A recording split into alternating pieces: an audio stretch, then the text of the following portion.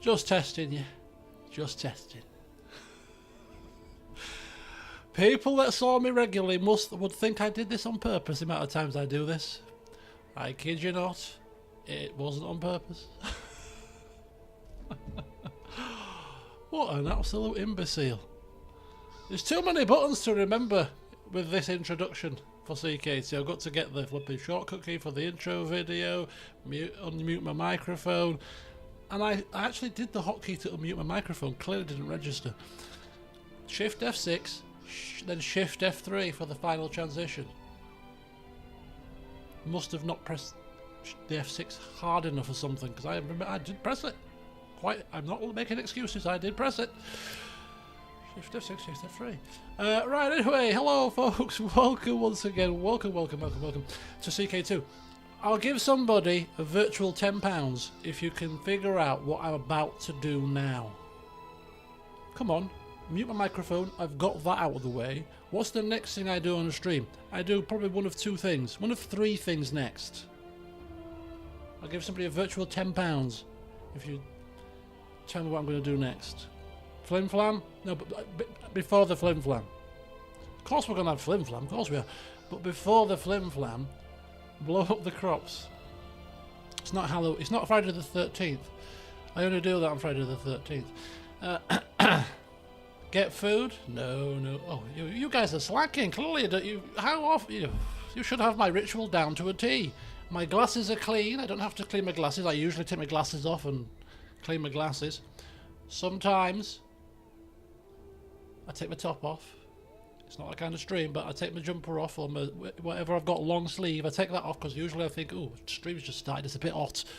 Suddenly, it is a bit warm because my mother's put the heating on, and I'm like, it's not overly cold, and I've now got this hoodie on, so this might have to come off at some point, but just not yet. So if I'm not taking my top off and I'm not cleaning my glasses, there's one more thing that I do tend to do just before I start playing, because it's bizarre. Up until the time that I start playing, I have no desire to take my jumper off or whatever I got on, and no desire, you're not going to get it, are you, to kick off my slippers. Suddenly it's like, oh, my feet are also hot, so I've been wearing my slippers for the past hour, not a problem. As soon as I start streaming, oh, they're uncomfortable. Slippers have to come off. So the slippers now are off, which means I'm ready to stream. Glasses clean, body temperature fine, slippers kicked aside. Okay, now we're ready. So next time you know the ritual, right? So if I, maybe when I introduce the stream tomorrow, you might be able to say, have you kicked your slippers off? Just asking you now, so you've just got it sorted. I'm like, oh no, I haven't. I'll do it now. Thanks for reminding me. I've mentioned it several times about kicking my slippers, because I always turn to the side. You see, I turn to the side, kick the slippers off. I've told you when I've done it several times. You need to be paying attention. Don't use that as an excuse. I verbalise everything I do. Anyway, welcome, folks. Welcome. It's not like I'm testing you or anything. You know what I mean? Welcome back to CK2. Flim Flam will keep to a general minimum today, because, I want to dive in, to be honest. It's been over a week since the last session. I'm getting hot now. The top's going to have to come off soon. I'm refusing to take it off because it's a hoodie. And with a hoodie, it's not like a regular top. It's a bit tight around the neck for a start. It's got a hood on it. It gets caught in things. I'll have to take my glasses off, my headset off, then get it off. It's like, I can't be bothered right now. So I'll have to endure the heat. And as you know from my conversations, I like the heat. Outside, when it's confined to my clothing, it's a bit different. Anyway, sorry. So, Flim Flam today, first of all, obviously, if you've not watched the video update, go watch it after the session, clearly. Today, it's a warning, but yeah, we had a bit of drama on the Discord server this morning. I won't reiterate it here because I've done a video update about it, but yeah, just be safe out there. Be careful. Online hackers and scammers are all over the place, always after your details. All these kind of phishing things, emails that you get. You've got a delivery due and we can't deliver it. Put your details in here so we can deliver it. I haven't delivered it. I haven't ordered anything for 3 weeks. It's clearly a scam. It's really confusing though when you have ordered something. Well, it is. DPD, just check for spelling mistakes. Scammers can't spell properly, apparently. They like to leave clues as to the fact that they're a scammer, you know. Incorrect punctuation or grammar usually is a giveaway sign.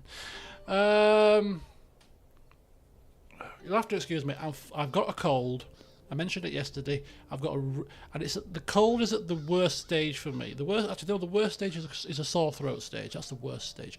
The second worst stage is this stage where your nose is like the most itchy it's ever been. So the fact that it makes your eyes water, you're constantly having to rub your nose, sniff up, because you're just constantly itching. It's like a really strange itch. It's not like an itch you can scratch. It's like an internal sinusy itch. Oh, it's awful. So so yeah, if I have to blow my nose or rub my nose, or you'll have to bear with me. It was a choice between putting you through this and not streaming at all. So I thought you'd probably rather see something, even if I have to mute myself every so often and blow my nose. So yeah, apologies. There might be a lot of nose touching. There might be a lot of crinkling of my face, you know, as I'm trying to, you know, get the feeling away. If Liv was here, or somebody with the screen capture capability, you'd be screen capturing me, or hovering over the screen capture button, ready for me to pull a face, so you could capture it and use it as an emoji. But what tends to happen around here.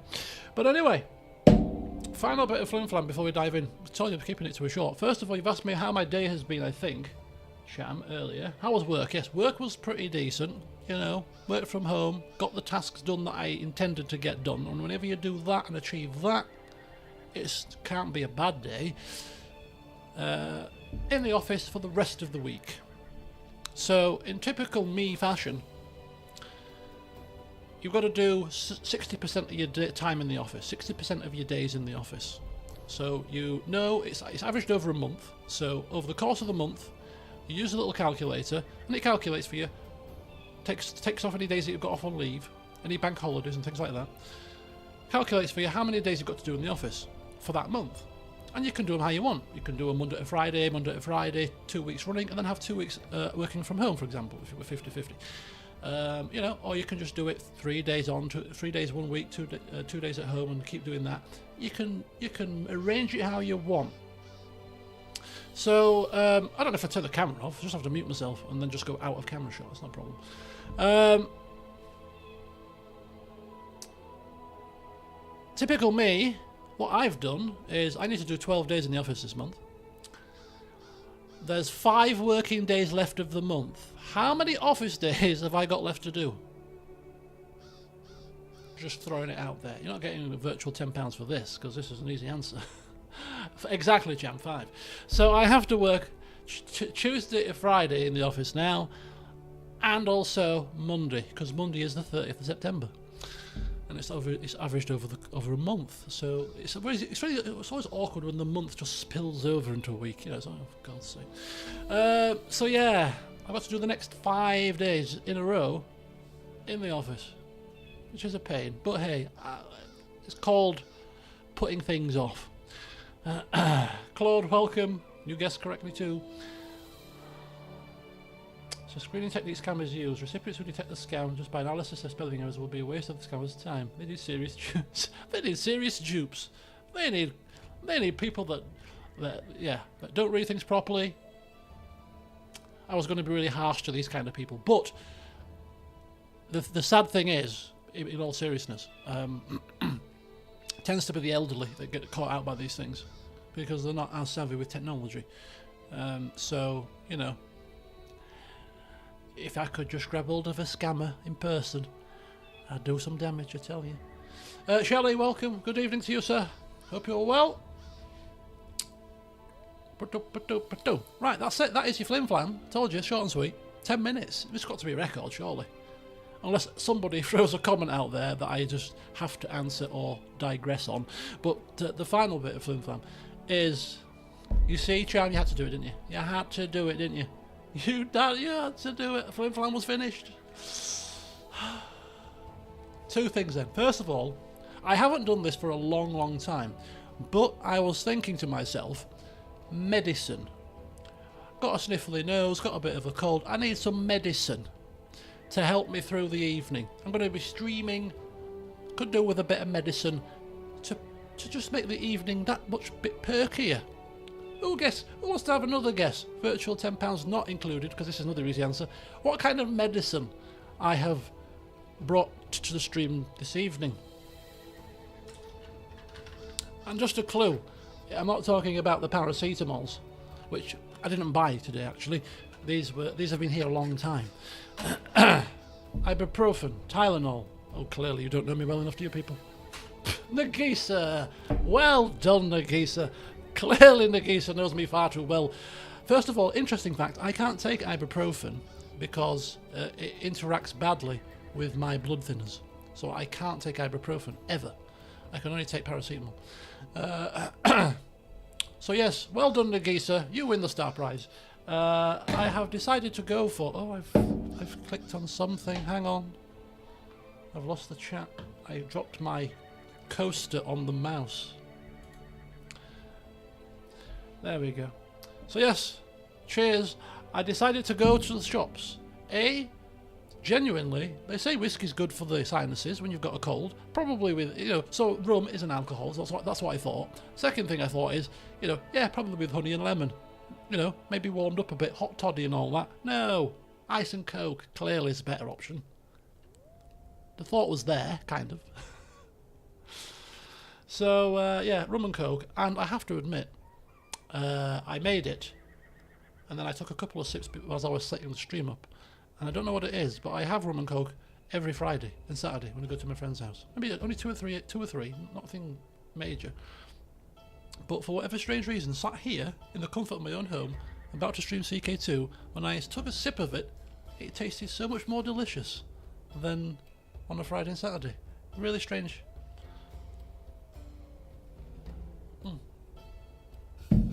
Yes, lovely jubbly. With good old Lidl's cola as well, because Lidl's cola, as I've said before, is the closest to real cola I've ever tasted. £1.69 for 6 cans, rather than £2.80 for a bottle of Coke. No brainer. Right, so final bit of flim-flam, seeing as Cham asked the question, what was the worst scam that's ever played on me? I haven't been scammed. That's a lie. I have been scammed once. I have been subject to phishing once. So I'll tell you about that, because it's probably as worst the scam as it gets for me, really. But I have never ever used Gumtree in my life up until this particular point, about what, 6 years ago maybe. And I wanted to sell some football boots because I ordered a size 11, because some football boots can fit me a size 11. I'm a size 12 ordinarily, but some aren't too bad. And I had a game of football, so I had to order something. So I was like, I'll just order these size 11s. It's only got, that's all they've got. I can wear them a couple of times, and if I bed them in, they'll be fine. Lo and behold, they caused blisters. They were too small. So I was like, right, I've paid 25 quid for these. I'm going to sell them. Where can I sell them? So I thought, oh, Gumtree. I'll put them on Gumtree. Never used Gumtree before. It was at the time where Gumtree was a pretty decent thing to sell your stuff on. But it's a bit dodgy because there's no like checks and balances like with eBay and stuff. So you take your chances. Anyway, put these football boots on Gumtree. Now, bear in mind, I've never ever used Gumtree in my life up until this point. I never have used it ever since. Put the trainers on to sell them. Brand new, worn once, too small. Tenner, 15 quid, I can't remember, whatever I put them on. Just wanted to recoup some cash. I'm not that bothered. Anyway, they didn't sell, unfortunately. But about 2 days after the listing had ended, I got an email, which obviously was a phishing email, but I didn't know it looked genuine to me, and it was from Gumtree, and I'm like, oh, bearing in mind I've never used Gumtree before, ever. So it's like, well, the emails come from Gumtree, and I've just literally used Gumtree for the first time. Therefore, in my head, it was like, oh, this must be come from Gumtree. Something about the listing that that's just literally ended. So I put my details in. And then as soon as I put them in, I didn't even press, I can't remember what, it didn't even give any sort of warnings, flashes or signs. Instantaneously after I did it, I was like, oh, ooh, hang on a second. This don't feel quite right. And it was too late. And the details they asked for, thankfully, weren't anything to do with bank details, which was a blessing. it was just login details, so I had to change my entire login stuff, shut everything down and redo everything, shut down that email account because I was like, no, I have to use a new email now because they've got my email, don't want to risk that, so shut that email down, create another email. But yeah, thank God I didn't put my flipping bank details because that would have been a bit obvious, wouldn't it? You know, asking for your bank details. I think, well, what do you mean bank details? So I didn't sell anything. But yeah. So I have been caught. Thankfully, very low level. You know, I didn't sign across my obviously my saved millions across to a Nigerian prince. I'm not quite that gullible. But anyway. The missing cheese, that one time you had. Oh, yes, the mystery of the missing cheese. So there you go, there's your flim flam. Right, onwards to the game. Will flim flam as we're playing now. Yeah. I mean, I don't do any of that kind of linking stuff, but I realise that they do link to other accounts. I think I mentioned it in the announcement to change all your login details for every piece of gaming stuff that you've got, because they pretty much all link to Discord nowadays. Right, okay, so let's get dived in. Is that a word? Yeah, I think it is. Let's dive in. Let's get dived in. Let's dive in, probably. Yeah. Let me turn my headset down a smidgen. So here he is, the man of the moment, Lord Paramount Arlan of the Stormlands, age 13. He will level up, age up, whatever you want to call it, in this session. Even at my slow speed. We should probably get to his 16th birthday by the end of the session. He's betrothed to the Dornish lady who we have to cancel the betrothal with at some point when he comes of age. When we get asked a question. He's changed our mind, Mr. Dawn Man. Mr. Noble, nice, Dorny man. Pompous Dorny man now, apparently. Mr. Ronard Tarth, no less, at age 58. He's been a pretty decent ally, to be fair to him. It'd be sad when he actually pops his clogs, I will say. Princess Malia of Dawn. Right, okay, so stand by, folks. This isn't the first of many, I'm assuming. He might die before we... excuse me. Less of that talk, please.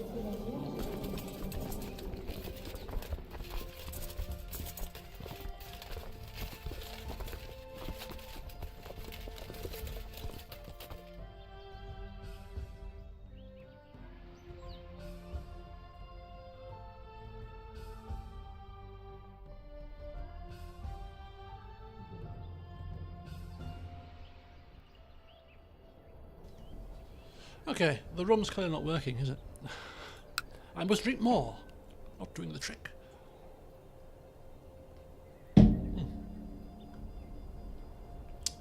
Right, okay, so here he is, Lord Paramount Arlan. Coming of age.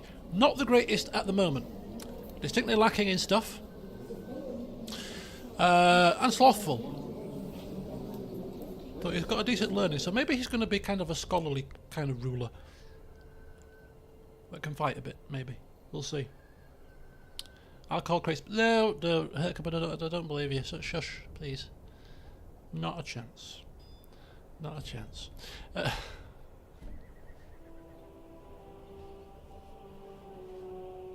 Oh, that's cool. I was very lucky also at the time that it happened. Jesus. There's some pretty nasty ones out there that can basically cause your computer to become unusable, which for me would be the ultimate like scary situation, because everything I do is on my computer. As I mentioned it before, literally from me getting up in the morning to go to bed at night, my computer does not switch off. I'm sure it's probably the same for a lot of people, whether it's a computer like me, like a desktop or a laptop or a tablet or whatever your device of choice is. Everything is done on it. Everything. Pretty much. Okay. Now, we have a rivalry with Julian Topcliffe, who's just some random family member. Stole our feather. Was it a feather? I think it was a feather, right? I don't know why we're precious about feathers all of a sudden. Quills or something. But another quill thief here. Vassal opinion, I noticed, seems to have gotten a little tiny bit better. Still not perfect, and some of these will disappear. Some of them won't. like the female heir, for example, until we have a child. But yeah, ultimately, I think the general opinion has slid slightly to the upwards trajectory, which is good. Courtiers, well, we're not overly fussed about courtiers, but there's some happy and some sad. Naturally, can't please everybody, can you? And it's not our fault anyway. It's blame the council. They were in charge whilst I was a child. I'm not a child now. I am still a child. No. Would you admit that at 13? Would you admit that you're a child? Of course not. You're 13. I'm a man grown. Yeah, but your voice is still childlike. Oh, it'll break in a minute. It's fine. Puberty. I'm a man now.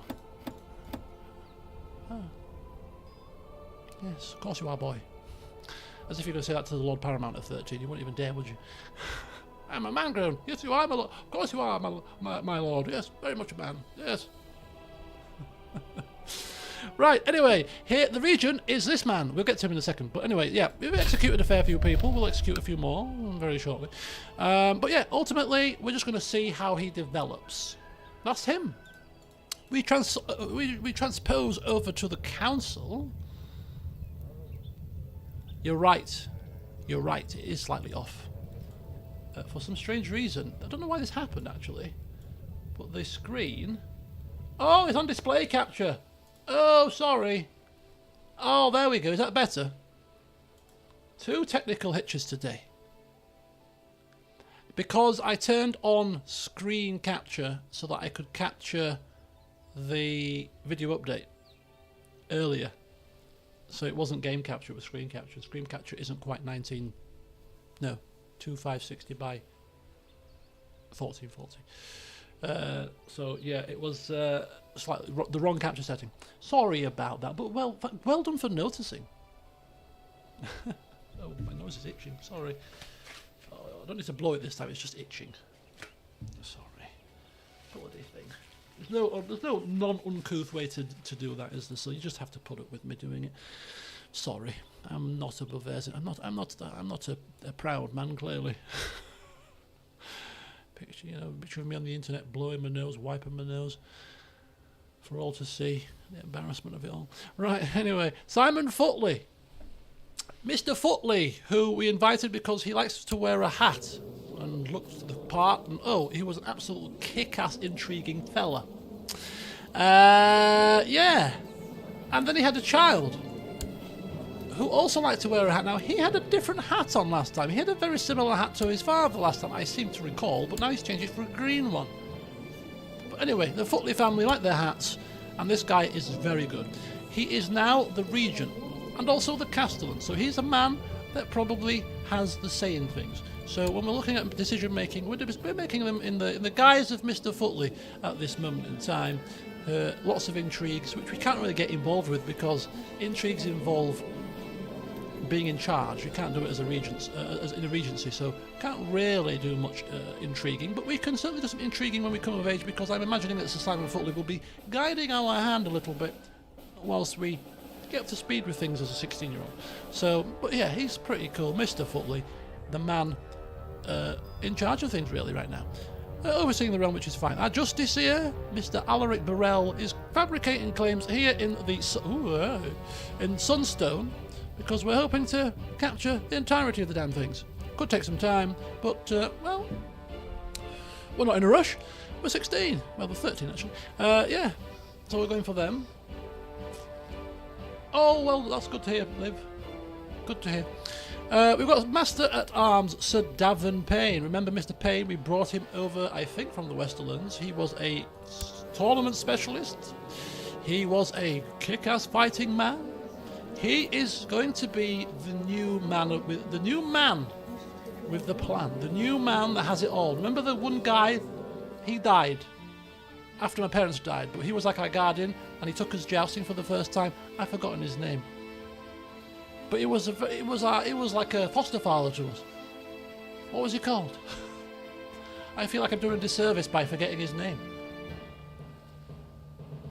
He was the captain of the guard. He was our tutor. He was our cupbearer. He had all the power, and he remained loyal because he could have killed us. You know who I mean, but I can't remember his name. Anyway,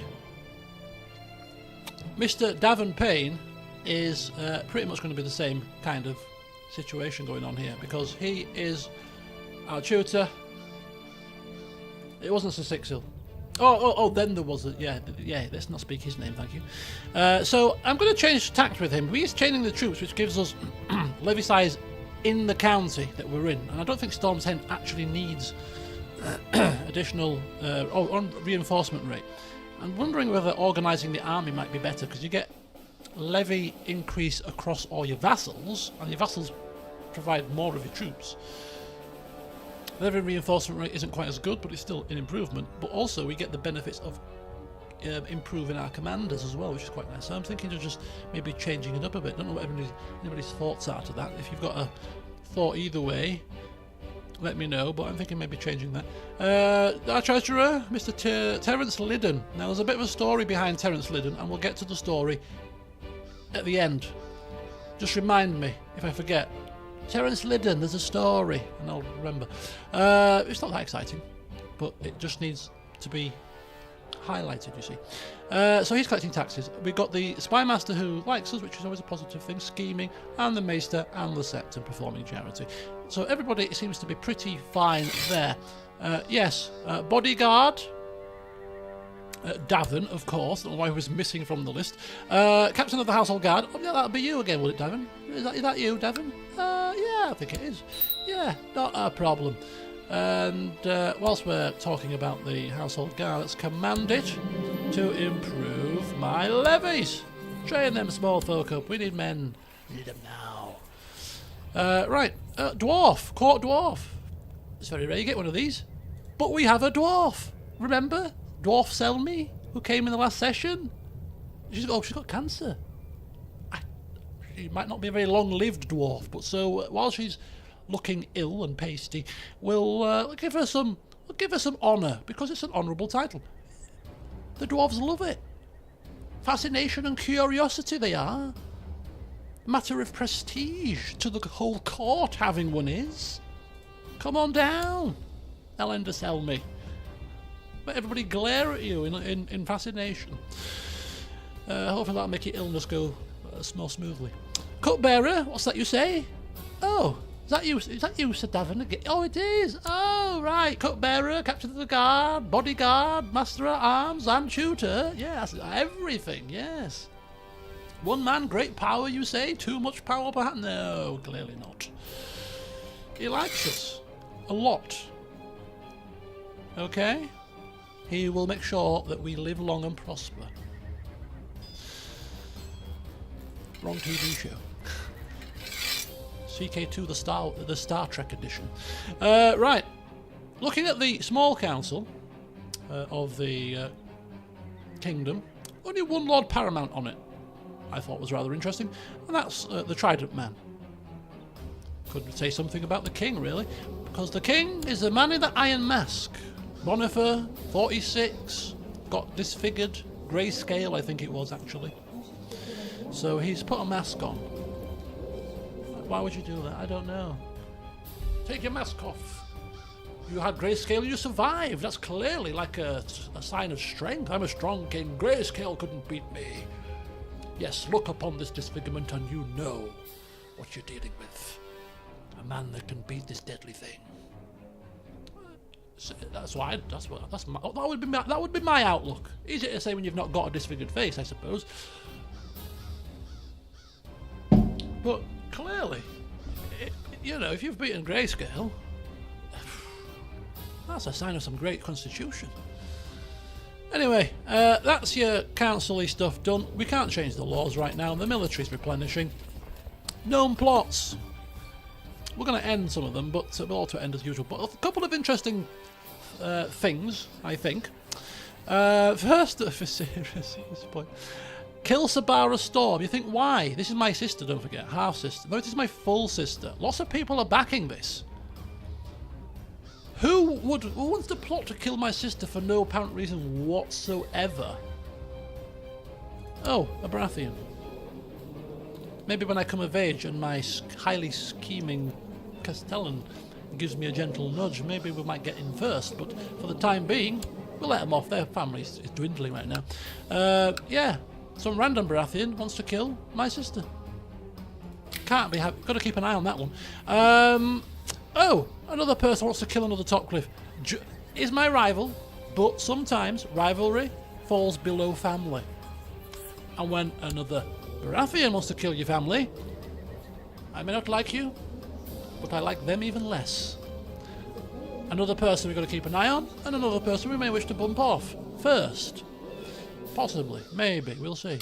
But yeah, I just thought it was interesting. A couple of Baratheons gunning after a couple of Topcliffes. I reckon it's the blood feud that's causing that to happen. So, you know, I almost feel like we need to fight fire with fire at this point.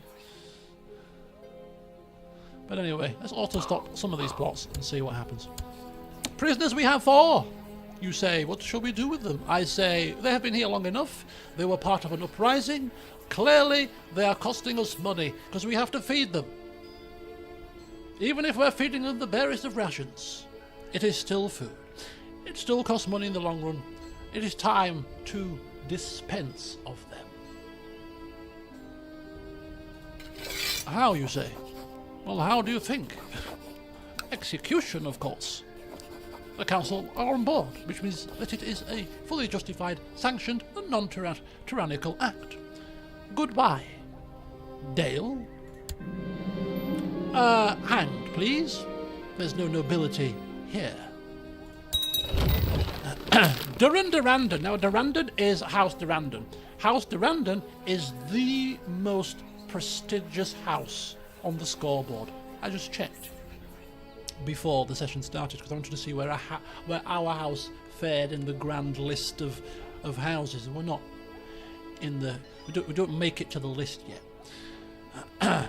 And House Durandon is also technically some of our relatives because we have Durandon blood in us. So as much as we are not happy the fact that most of the adventurer threats have come from Durandons right now, nonetheless I still think we will give them the honour of being beheaded rather than hanged.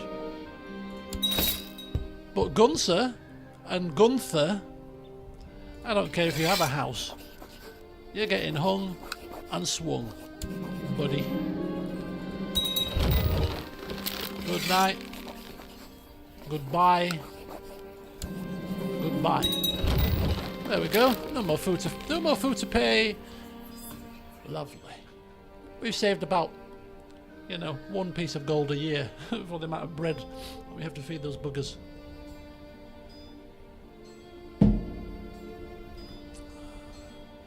They were part of the adventurer threat that actually fired off, if you remember. An adventurer threat fired off for the first time, I think, in his campaign, and actually inflicted upon us our first defeat on the battlefield, which was a bit of a hairy moment. We did swing the war back around and win it eventually, so yeah, which makes me think maybe we should have made these people suffer a bit more, but we're not that way inclined. So they have been hanged and disposed of with at least a degree of dignity. Factions, we've got a couple of factions, of course. The Liege Loyalists, which is good, but the Gladden for Stormland still rumbles on. Lord Gladden, he is the second in line to the throne, hence why he's probably a bit itchy to get on it.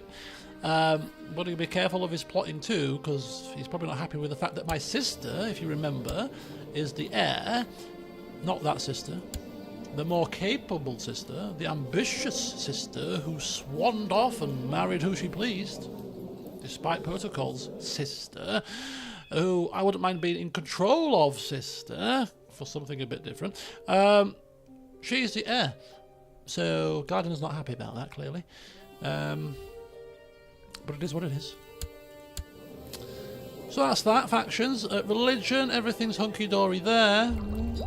We can't do anything about that just yet. So we got the weak claims that can be pressed. So okay, where am I going next?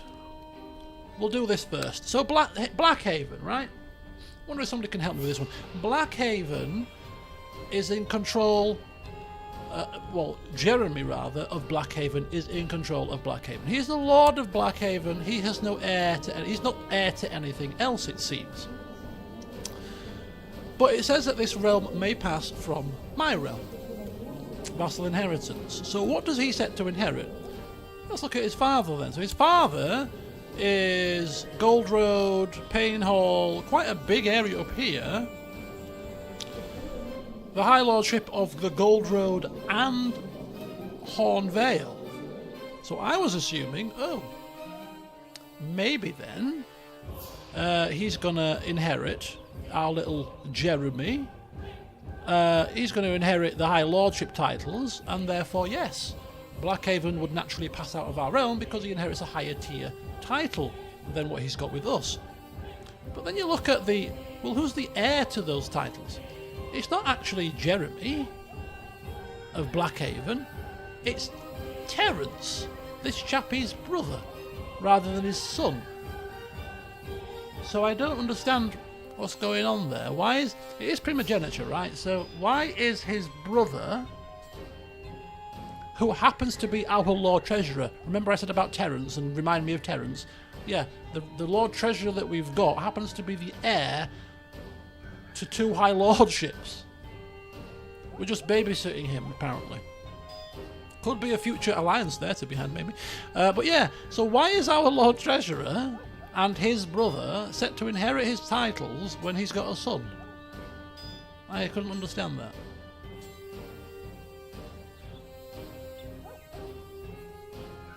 CK3, you will now be able to play landless characters.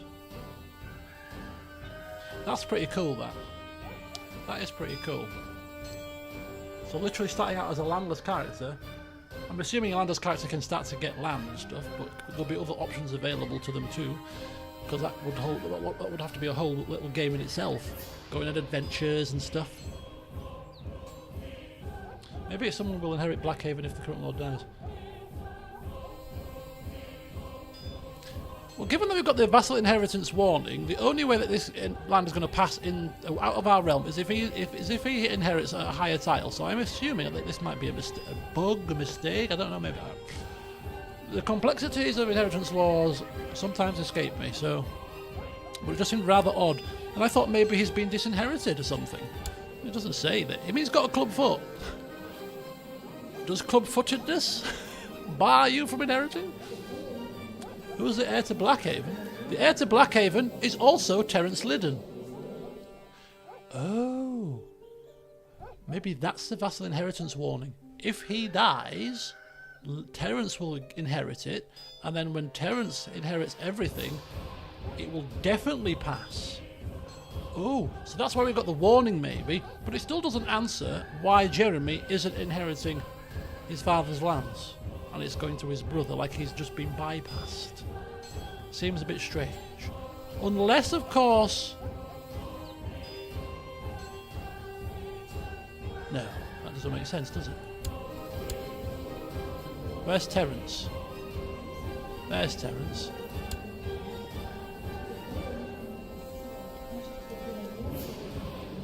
I can't weigh it up. I can't weigh it up. Anyway, so the warning is if Terence gets his clutches on Blackhaven, more so than where this guy's going to go, I think. But yeah, a little bit of a interesting, slight conundrum there. Starpike. I had a bit of a think about this, and I just wondered what your opinions was. Starpike is independent. Remember last session we realised that this place was independent, completely out of the Iron Throne. We can declare war for it and enforce vassalization, which means that we only have to spend 250 prestige. Boof. We win it, we get it. So I thought, oh, that's a good... Oh, let's do that. Extra bit of land. Why not? It's right on the borders of ours. Let's just take it. It's right for the picking. And then I thought, well, A, the king could ask us to stop for a start, and it's a waste of prestige. If that happens, it happens. And then I thought, well, it's going to be part of the Reach's lands, and the Reach will probably go to war for it and want it back. And the Reach, generally speaking, have more men than we do, although we could ally ourselves with other people to give us that extra bit of buffer. And it just seems like it would be more trouble than it's worth. But it remains an option. But I just wondered what people's thoughts were on that. Speaking of alliances, we're still trying to convince this guy to ally with us, but we can't because we can't sway. As soon as we can start swaying, we're going to work on him. He's marrying, of course, our sister. So we should be able to get a strong alliance there when they get, well, they're already betrothed, but Just need to work on the relationship a bit there, but that should be doable. And that gives us access to, of course, a decent chunk of support at 35,000. Not to be overlooked. So that was that situation. Right, we've done that. We don't need to do that. We know about that. Lots of people that are plotting and scheming, which is why we can imprison them. None of them really interest us, and some of them may stop anyway now that we've asked people to stop their plots. Okay, so I think we're good to go. I think that's everything. I'm sure I've missed something. I didn't write anything down today. I thought I'm going to remember everything off the top of my head. I think I've got most things in. So I'm going to pour myself one more. So I allowed myself 2, simply because you get 2 portions in a can of Coke. So it's a shame to waste the Coke, you see. Yeah, but you can drink the Coke on its own if you really want to. No, can't do that. No, I don't think I've drunk freeway cola that often without anything in it. I don't generally tend to drink Coke as a soft drink. It's full of sugar. Confine your vices together. Right. Oh yes, we are planning on Summer Hall. We are planning on colonising Summer Hall, hence why we are trying to get our money over 1,000 coins here.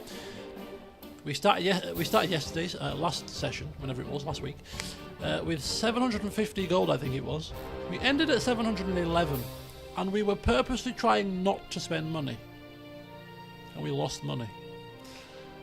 Today, we will purposely try not to spend money and see where it gets us. But the aim is to get to 1,000 gold, well, about 1,200 to give us a buffer, and then colonise Summer Hall. Yeah, it was the whole loan situation. Yeah, we paid off the loan with Tarthy. But now I am under the impression that we have got no more loans outstanding. We owe nobody any more money. So we should be good. Should be good. Right. So without further ado, folks, it's been 43 minutes. Let's get the time rolling and see what delights await us today.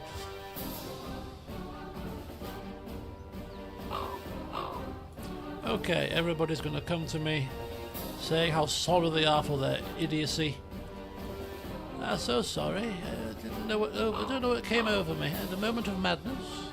Clearly I was confused. Will you forgive me? Yes, yes, we will forgive you, says Mr. Footley. We will forgive. Perhaps we won't forget. Right, carry on.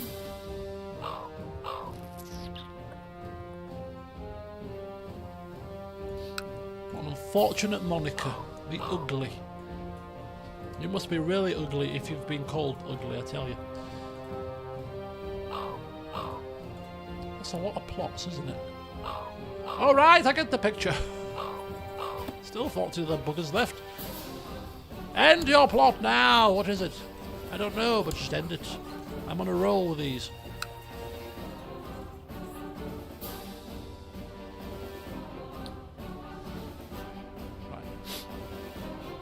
So there is an Iron Throne war because there is a liberation of the neck going on. The neck, of course, is all the way up here. No, it's not there. The neck is here, right? This is the neck. Ish. Neck-ish. It's the crossing. There's the neck. Where's it home? There's the neck. Yeah, right there. Septurn, humbled. Peasants are singing my name. Ah, isn't that fabulous? When we come of age, the people will love us. And we have not done anything other than study and practice and go to the jousting tournaments and gurgle and burble. But yet here we are at 16 and people will be bowing down to us, showering us with their praise. Oh, Lord Arlan. And so it starts. I want money. You're not getting any. Minus 20. This is my septon. Oh. As a matter of principle, septons in Topcliffe households do not receive any money ever. Something to do with the great debacle or something many years ago. Some septon ran roughshod over one of my relatives and took all his money.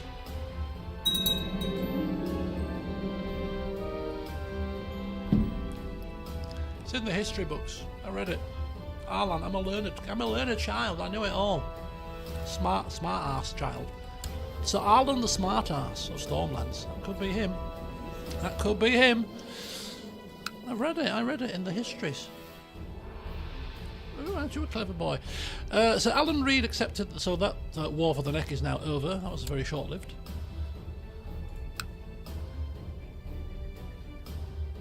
Ooh, the Reach is popping into war, it seems. Ormond the Incapable declared incapable. We're hoping that he was going to die soon, just because it's one less Baratheon. We want the Baratheons to be down into below 20. That's the aim of this session. Can we get the Baratheons somehow down to less than 20 members living? They'll be crapping their panties, won't they, if we get to that stage? Meanwhile, we are going strong.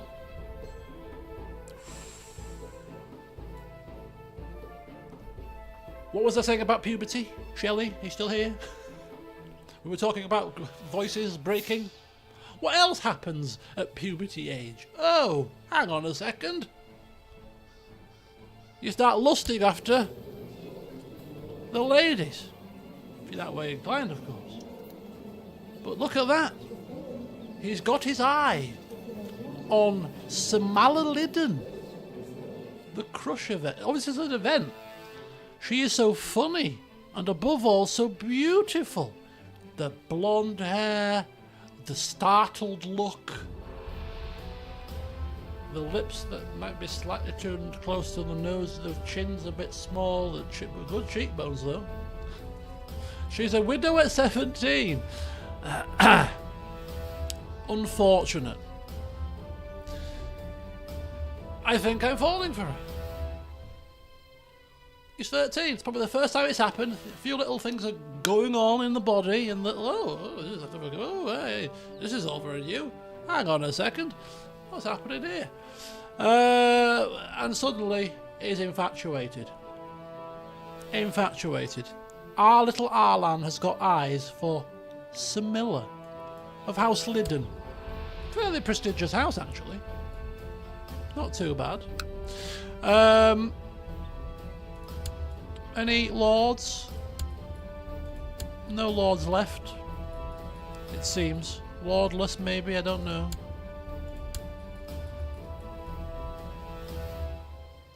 Oh, he was Lord of the Gold Road at one point. Oh, he's alive. Lord Norwin the Tickler of the... Oh, the Gold Road. Oh, the Gold Road link. With the Blackhaven link. Ah, it's all coming together. It's a small world, this Westeros place, you know. Dark Phoenix, welcome. Is it really you?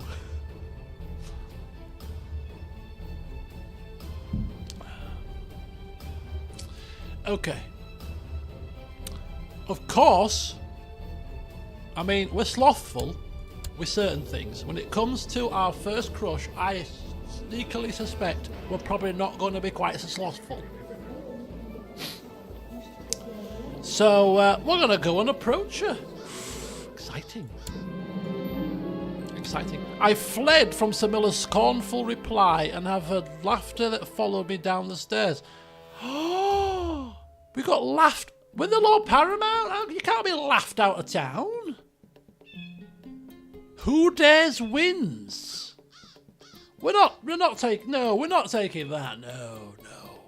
No, we're the Lord Paramount. We're not some shrinking violet here, and we have been trained by fighting men. We know what it is to fight. Whether you fight man to man, joust to joust, or whether you fight in other ways.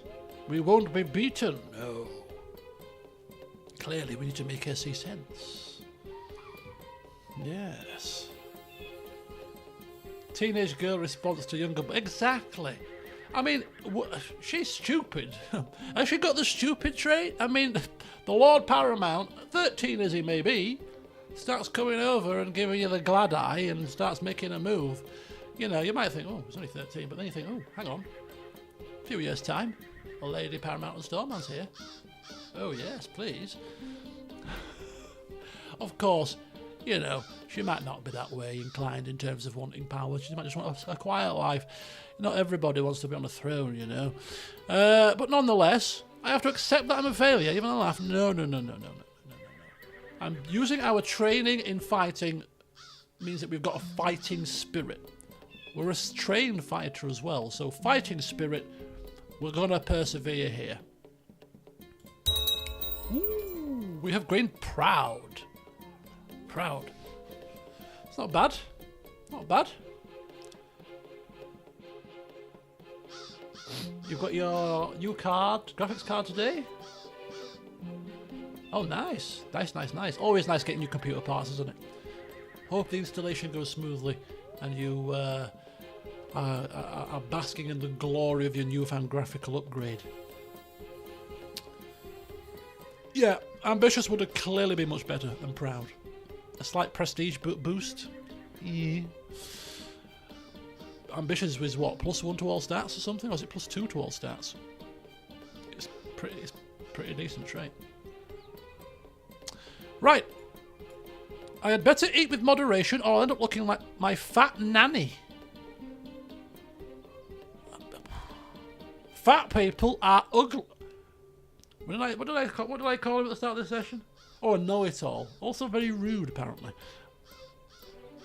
Okay. Don't like fat people. Your wife, I hate to tell you.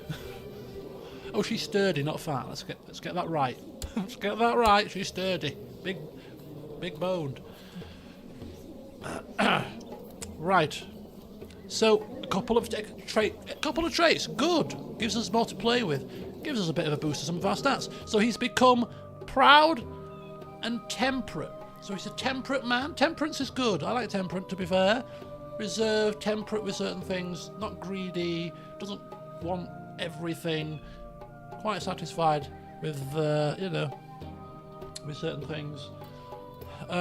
So yeah, proud. We like proud. Yeah, there's got lots to be proud of. A family of Topcliffs. Fabled history. Lots to be proud of there, young man. Your father didn't really get his feet under the table before he died, unfortunately. But he was kicking off some great things. You know, he was kicking off some great things. He would have been a great ruler if he had given the time. Your great-grandfather, epic man. Be proud, child. Be proud. Let's see how his second attempt at love pans out here. Cooey! It's only me. Again.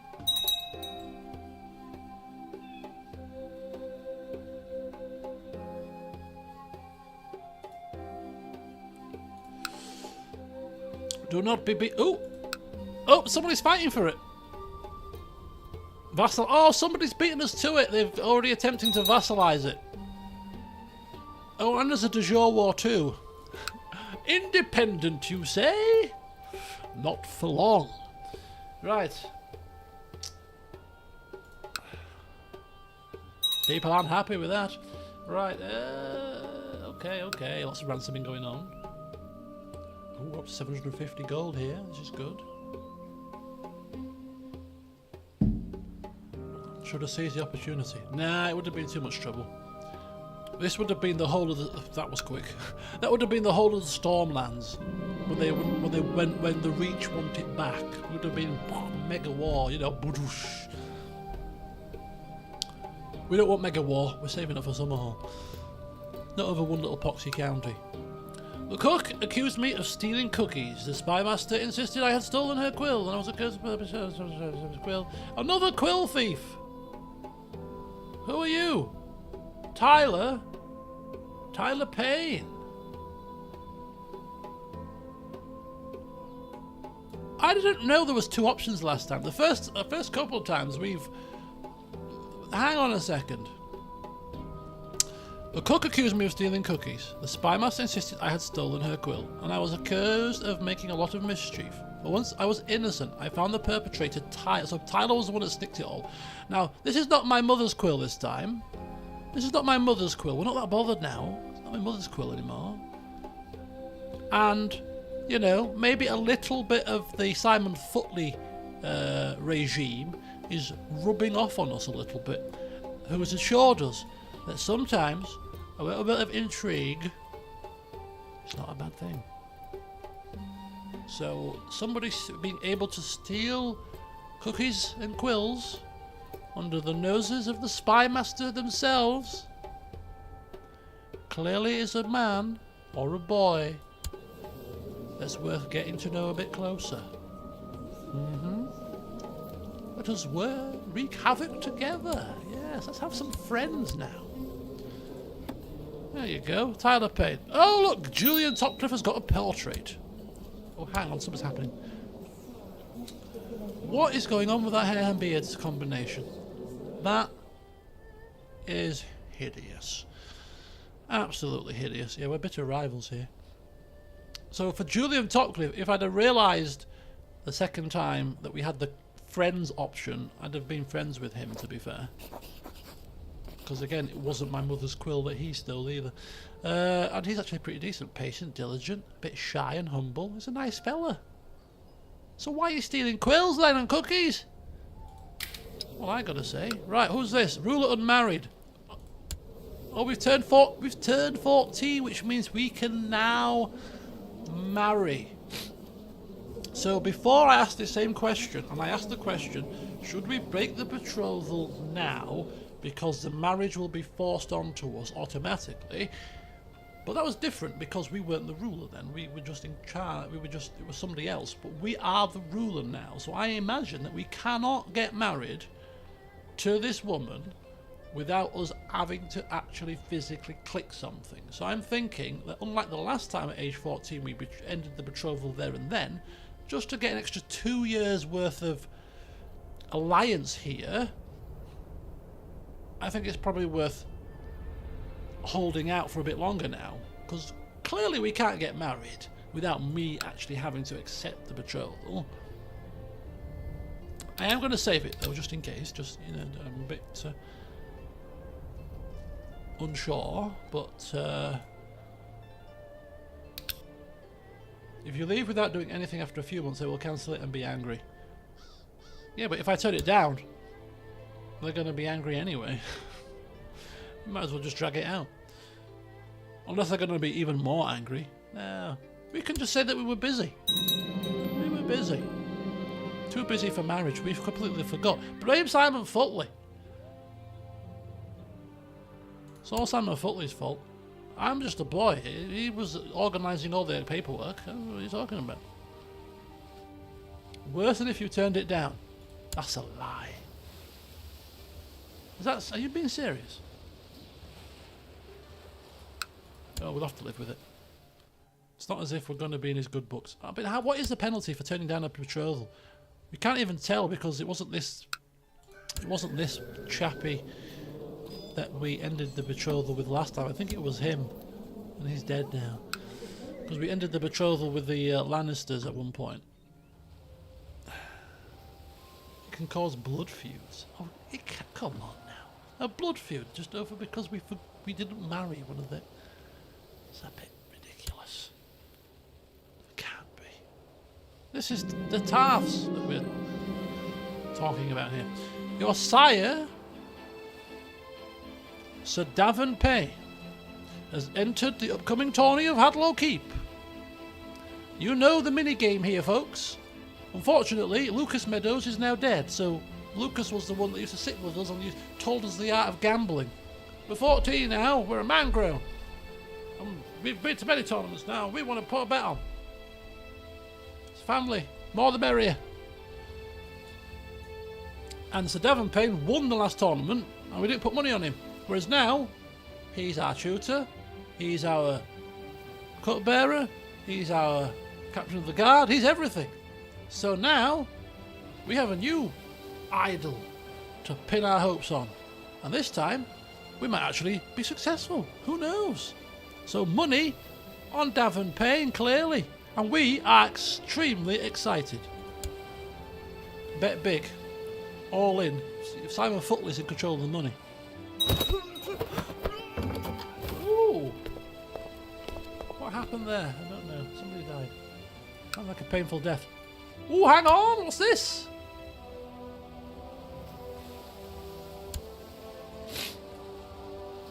Oh dear. We have to say no. Painful as it may be, it was all a ploy. He's going to be dead soon anyway. Sorry, old bean, exactly. That's... Oh, there endeth the alliance. Oh boy. There endeth the alliance, surely. Not quite yet. It'll get to... Oh, we'll get there in a second. We'll get there in a second when it all kicks off.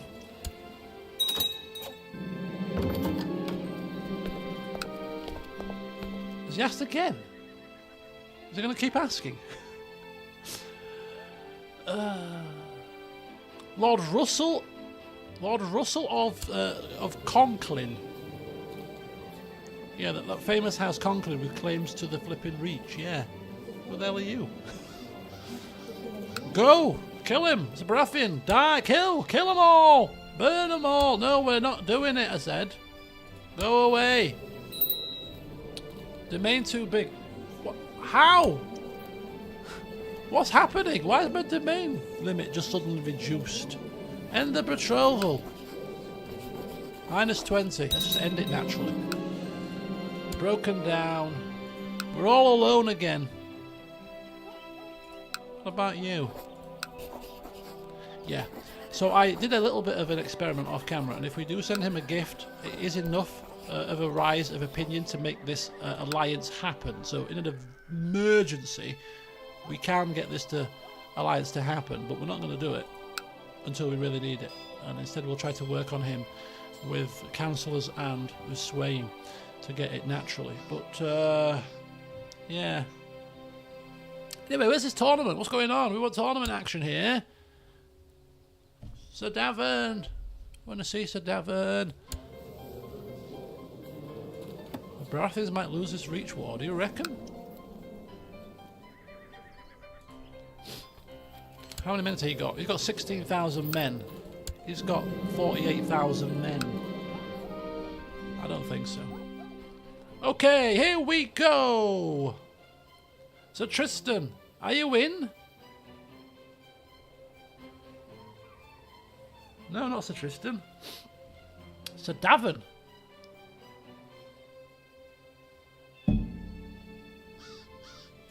Is it Sir Davern Lonmouth? Sir Davern Payne? Where's Sir Davern Payne? Where is he? Bloody Simon Footley's in it, for heaven's sake. Where's Davern Payne? Oh, he's there. He's in it. He is in it. Just making sure. Right, Sir Davern. Place bet. We'll make a medium bet. We've upped the ante a bit now. Gone are the days of being a little child.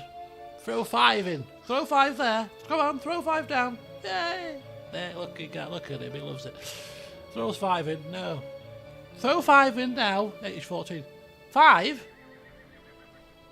Yes, my lord. 5. You've always bet 5 coins. Yes, but I'm 14 now. I'm going to bet 20 coins. Okay. But you're supposed to be temperate. No, more the merrier. I've read them in the books as well. Okay. 13-2. Not bad. 31 remaining competitors. 13-2. That's 130 coin profit. I'm showing my... what's it called? I don't know the word I'm looking for. I'm 14. I can't get my words out. I'm showing faith in my head honcho here.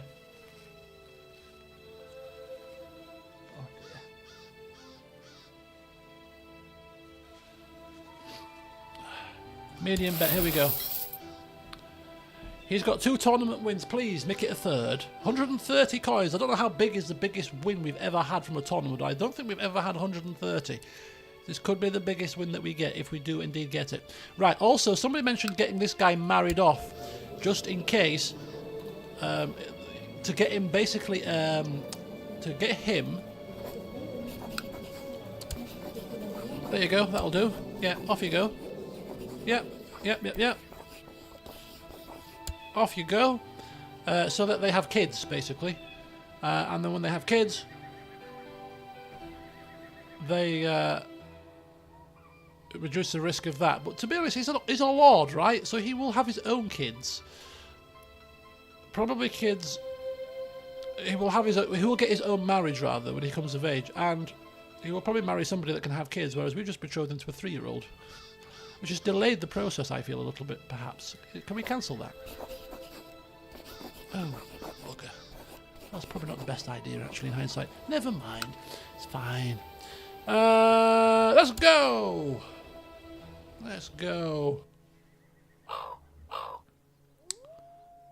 Go, Sir Davin! Oh, well. You never know. We could have put them together and they could be the star-crossed lovers, you know.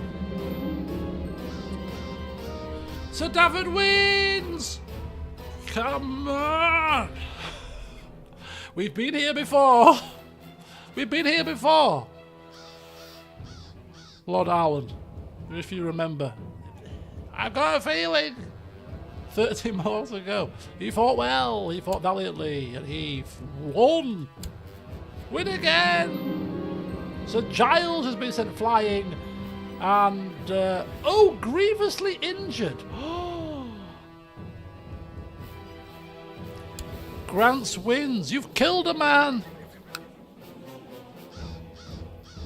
The horror. 14-year-olds stood there, sat there, cheering, and then suddenly blood geezering out of her neck, you know. Oh. It's fine. This happens. People know the risks. They've all signed the disclaimer.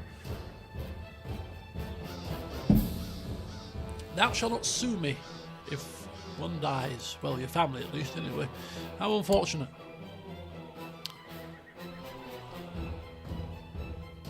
This could be you soon, Arlan, but we've trained you in the art of jousting, you know. You don't fancy it? I bet, can't be bothered. Too much effort.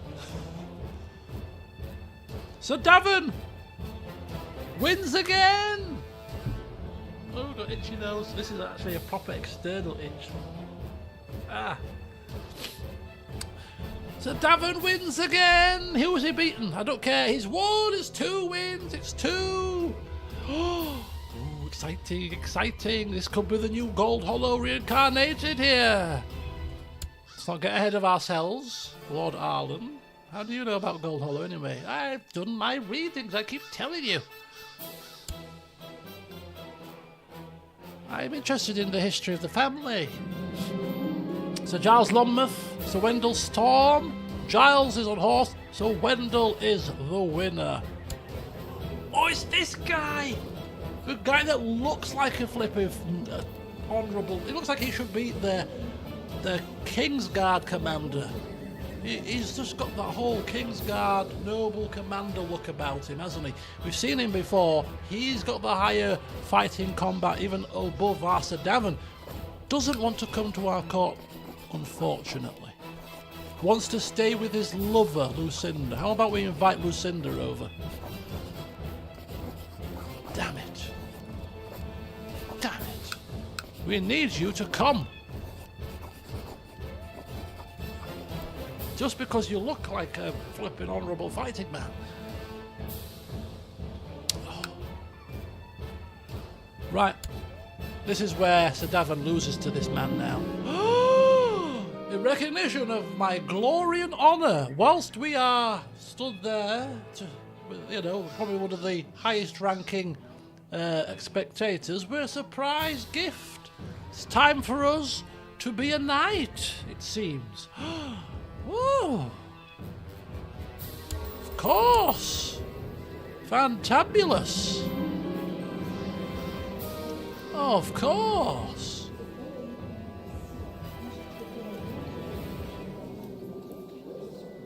Why are we betrothed to some random girl?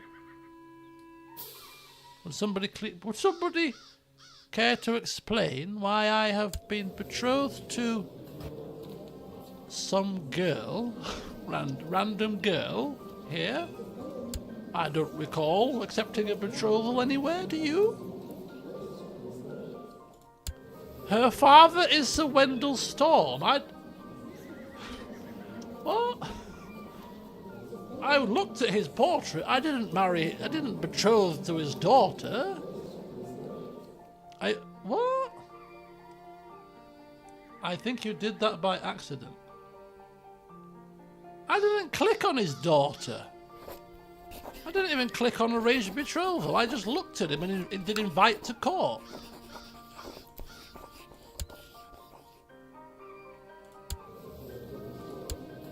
I mean, I don't know, is this a sign? I'm quite tempted not to do. I mean, she's too young, she's 4. It looks like it's is it matrilineal as well, or is it regular? It's regular betrothal. Check which other young lord. This is weird. So, well, if somebody happens to watch the stream back and wonders and can determine what happened here. If she was older, I might say it's a sign. You know, the gods have ordered it to happen out of my control. We'll see if they become a couple that grow up and grow old together. But she's too young. She's far too young. She's age 4. We have to break that. I don't know how that's happened. We've got a non-aggression pact. Hang fire. What the hell is going on here? Non-aggression pact with who? Lord Jeremy.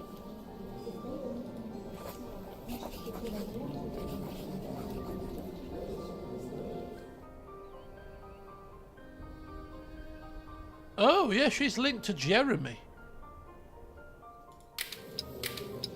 Have I managed to do it through then? I don't know what's happening. Just get rid. Get rid, will you? What are you doing?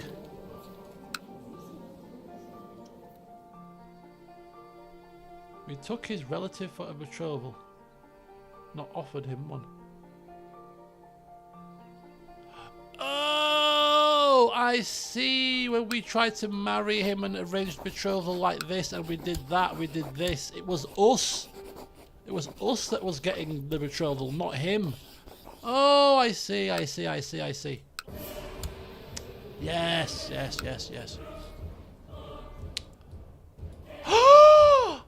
Forget that nonsense. Look what's happened.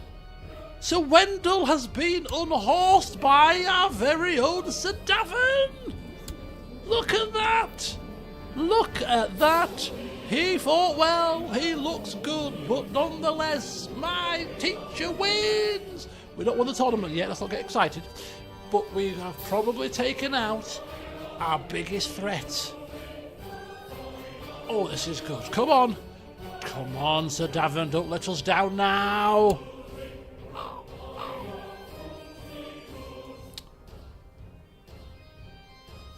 Excuse me. My lord, I write to express my consternation at the fact Sir Edmund Birch enjoys command of your armies, when someone of a higher status would clearly be more appropriate.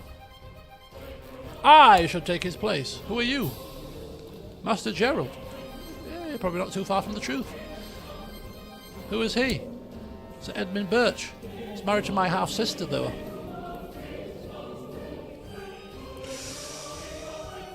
Ooh.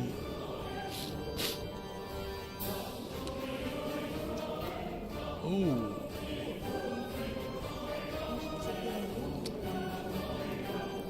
We're 14 now. I think we have a degree of control over things. How do we get on with our sister? We quite like her, despite the fact that she doesn't like us. Simply because she's a title claimant, probably.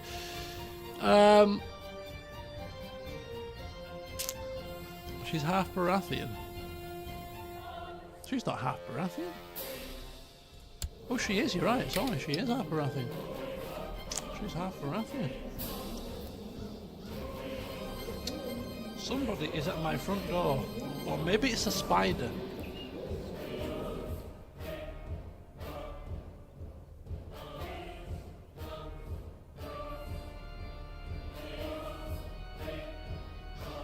Yeah, it is. So obviously we've got a Ring doorbell, and obviously with a Ring doorbell you put your boundaries on, and if anything crosses your boundary, it pings your phone, motion sensor. And then it's a different ringtone if they ring your bell.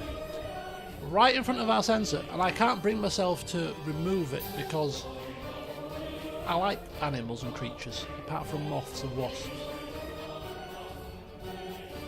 Anything that flies at me, I don't like it. I won't kill them. I'll kill a wasp probably. It's the only creature that I will kill is a wasp. And even then, I try to usher them out a little bit, and then if they just take ages to get out, I just have to spray them. But everything else, be it bug, bird, fish, you know, I quite like. I like animals. So anyway, there's a spider. It's created a web right in front of the Ring camera. So every night, it seems to be just the night time as well. Every night, ping, ping, ping, ping, ping. Yep, there's a web fluttering in front of the camera. Sometimes you see the spider moving on it. I'm like, should I just get rid of it? Stop it from happening. Like, no. It's almost like a documentary now. So David Attenborough. Spider moving about. Oh, there he is. Might even have to give him a name. Or she. Well, I don't know what it is. But yeah.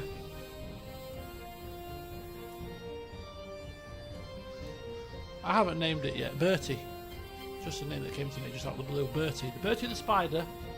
So when you hear a ping, that's Bertie again. Bertie's just having a flutter in front of the camera. Anyway, I digress slightly. Okay, so we quite like our sister, although she doesn't like us, but she's quite deceitful, so she probably puts on a very good mask, and we're under the impression, quite naive at 14, that she likes us too. And her husband is a commander.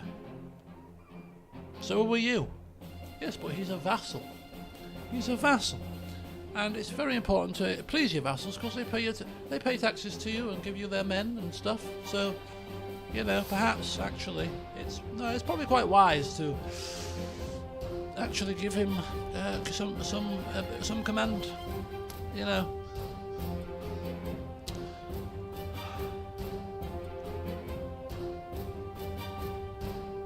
But it's up to you, my lord. You could go with your heart or you could go with your head. Your head should dictate that you take on the vassal, who's clearly a better commander on the Grapevine. He's well trained in the art, I hear. Or your sister's husband, just because it's family.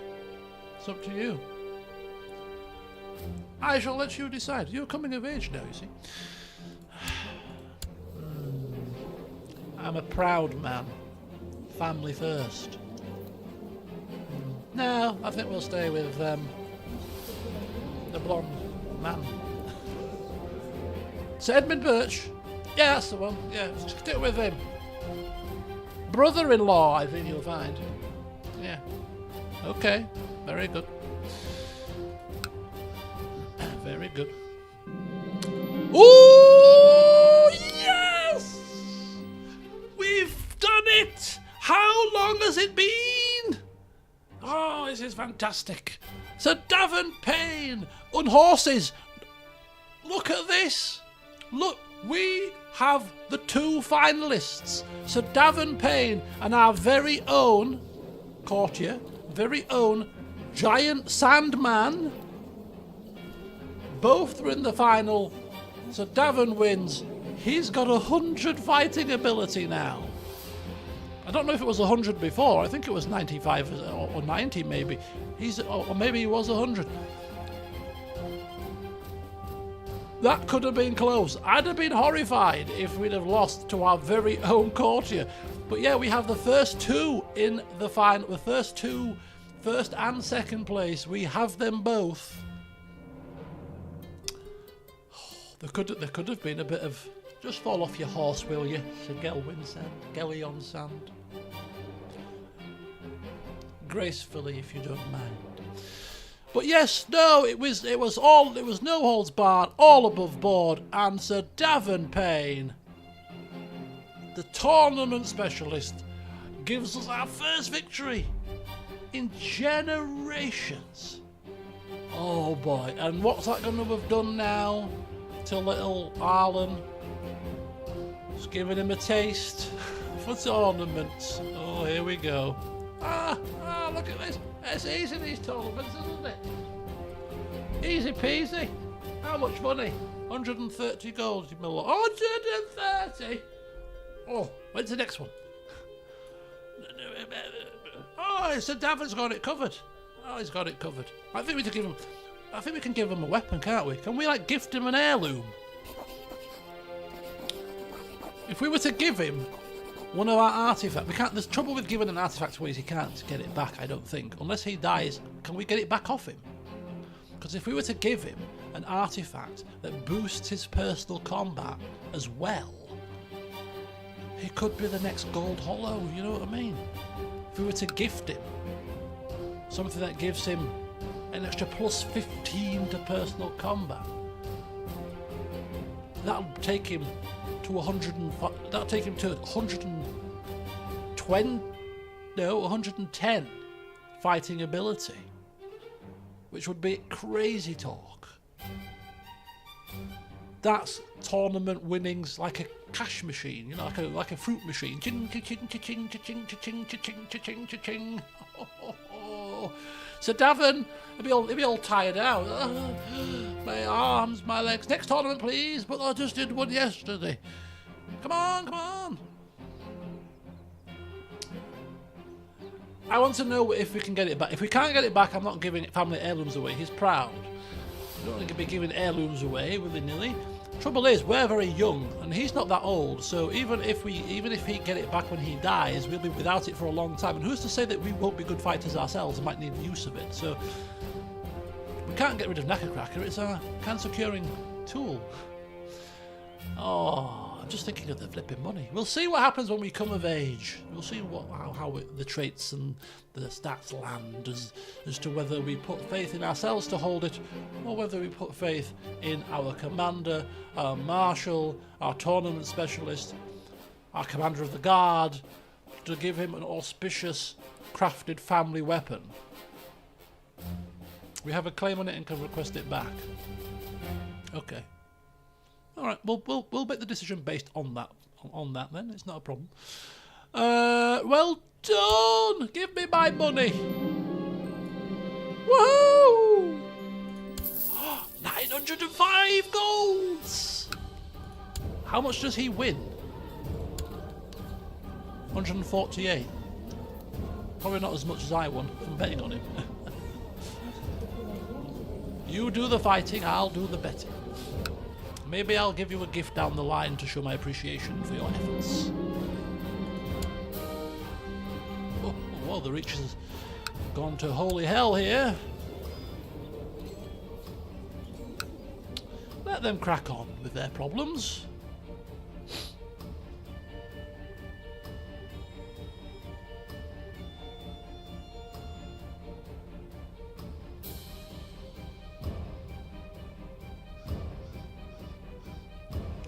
You can tell the difference from 60 frames and higher than 60 frames. I don't know scientifically how many frames your eyes suddenly stop noticing, but you can tell the difference. Massively. When I had my even just moving the cursor on the screen at 60 frames when compared to say 90 or 120 frames, you could tell just moving a cursor about.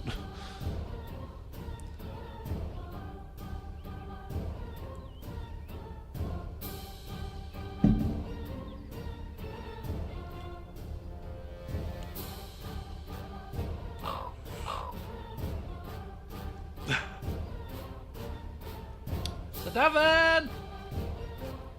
Yes, my lord? It's tournament time! Oh, is it? The tournament of Lockport.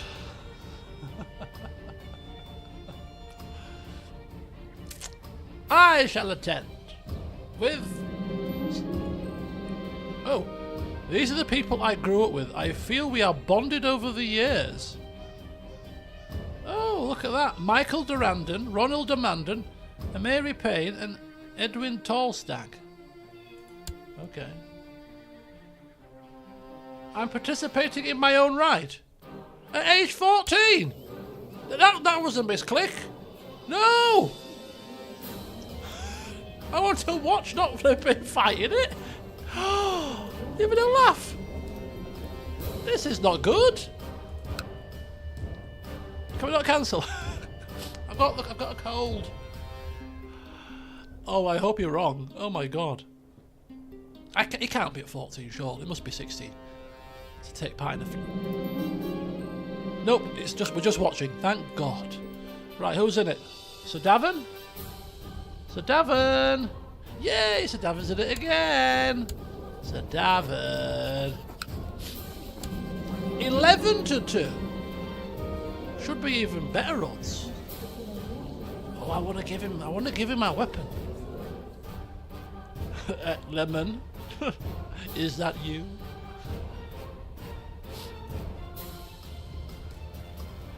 Oh, is it too late to give him? It's not too late to give him a weapon now, is it? Oh.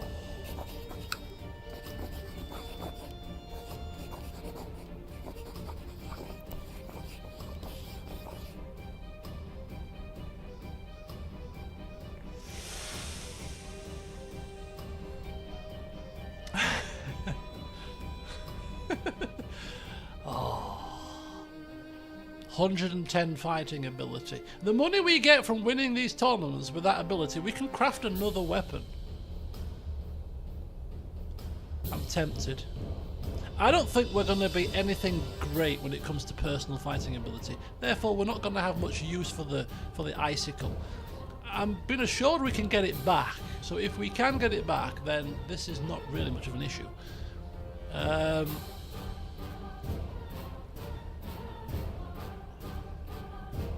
Wow, the original Barristan, give it to him. So it needs to go to a proper fighting man. This is probably the best fighting man we've ever had. Outside of Barristan himself, who was a very good fighting man and won a couple of tournaments. Took him a while to get them, but he won them eventually. Do you know what? Yeah. Let's give it to him. Oh, he has to accept it, I assume. I will make I'm going to make a medium bet. This might sound absolutely ridiculously stupid. And why wouldn't you bet more? But I just want to wait until he gets the weapon. So we'll just test the waters one last time with 20. And then if he wins it again, we'll have to... Oh, do you know the thing, right? Do you know the thing? He has to actually equip it. You think the AI is going to be clever enough to equip it? Get it equipped, Sonny Jim. Where is it? Is it going across?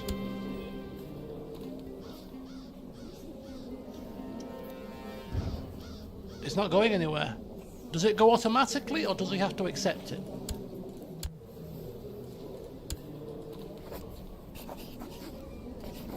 Oh, he's considering the offer. He's considering the offer.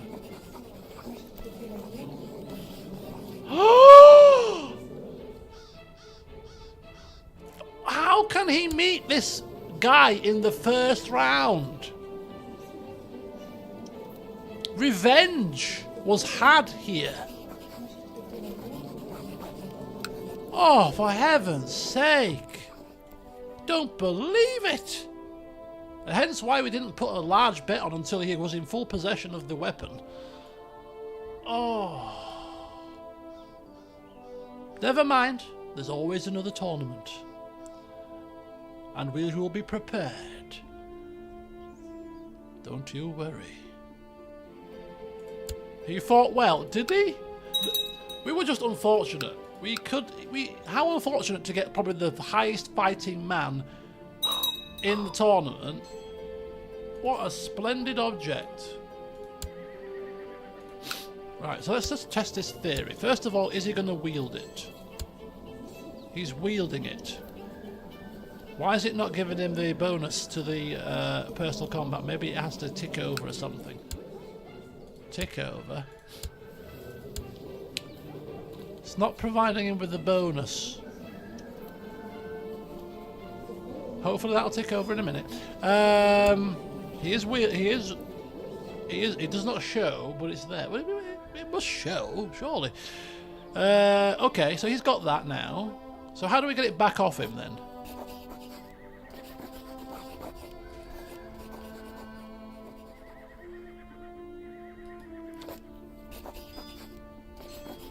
We have to go. I'm assuming when he dies, it passes back down to us.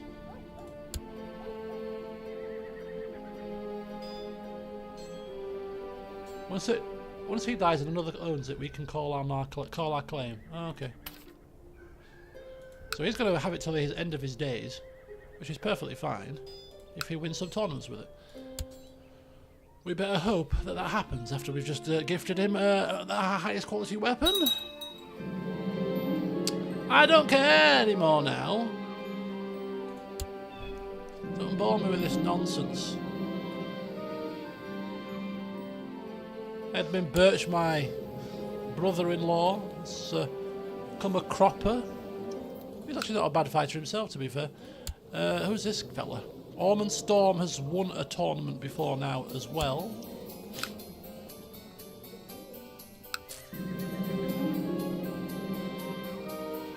Oh, he's won again. So Ormond Storm 2 tournaments. 2 regional tournaments. Bloody hell. Oh, there you go, 110. Perfect. Right, give me another tournament. Come on. Another tournament. Come on. Get this one finished. Fine spectacle. Next one, please. Next. We are onto a money spinner here. I can feel it. Arlan Topcliffe, the Topcliffe that took us to riches. How did he get his fortune? Tournaments. He'll have absolute found a beast. Found a beast. Earned a fortune.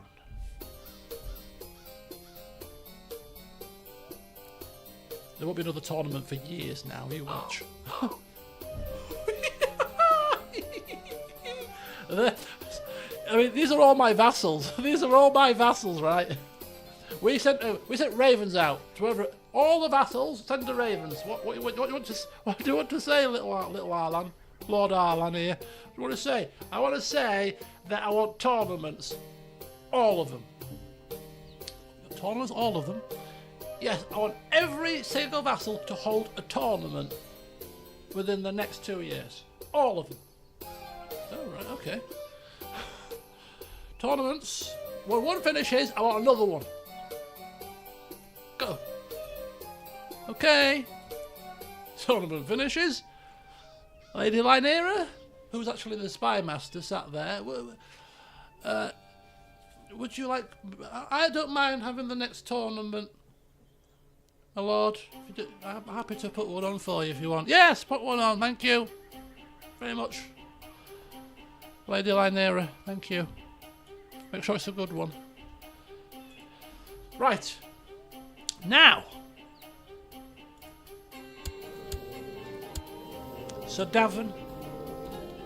That big blonde brute. You've got it covered now. This family heirloom is lucky. Just blow the dust off it.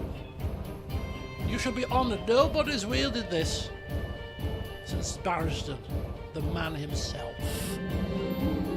Fabled Topcliffe member.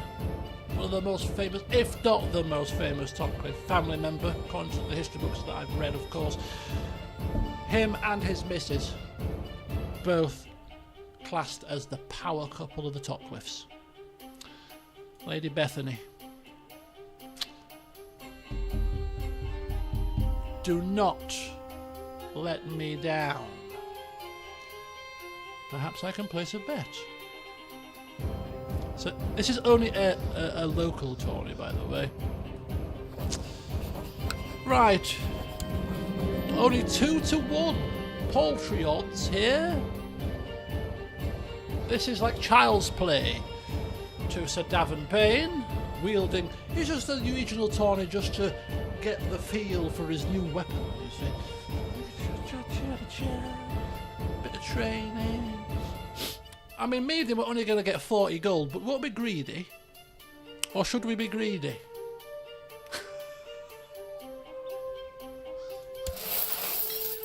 $40 gold. Simon Footley. Probably. Now, Lord Arlan, have you not heard of the curse of the top cliff betting? 40 golds.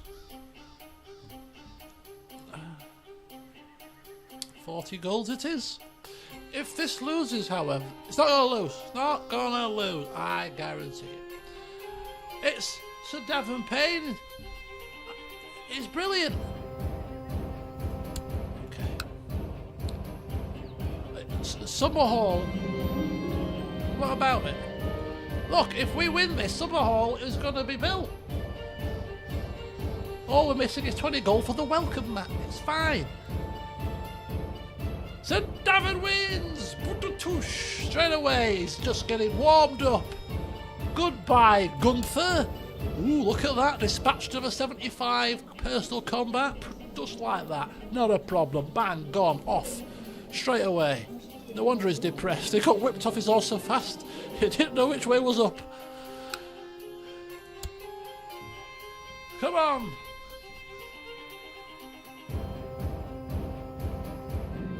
Sir Davin Payne and Lord Baron top.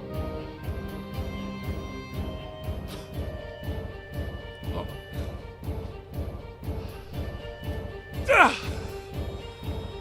Flipping tournaments, I flipping hate them. A top cliff with gonorrhea and then can't fight. How did this happen?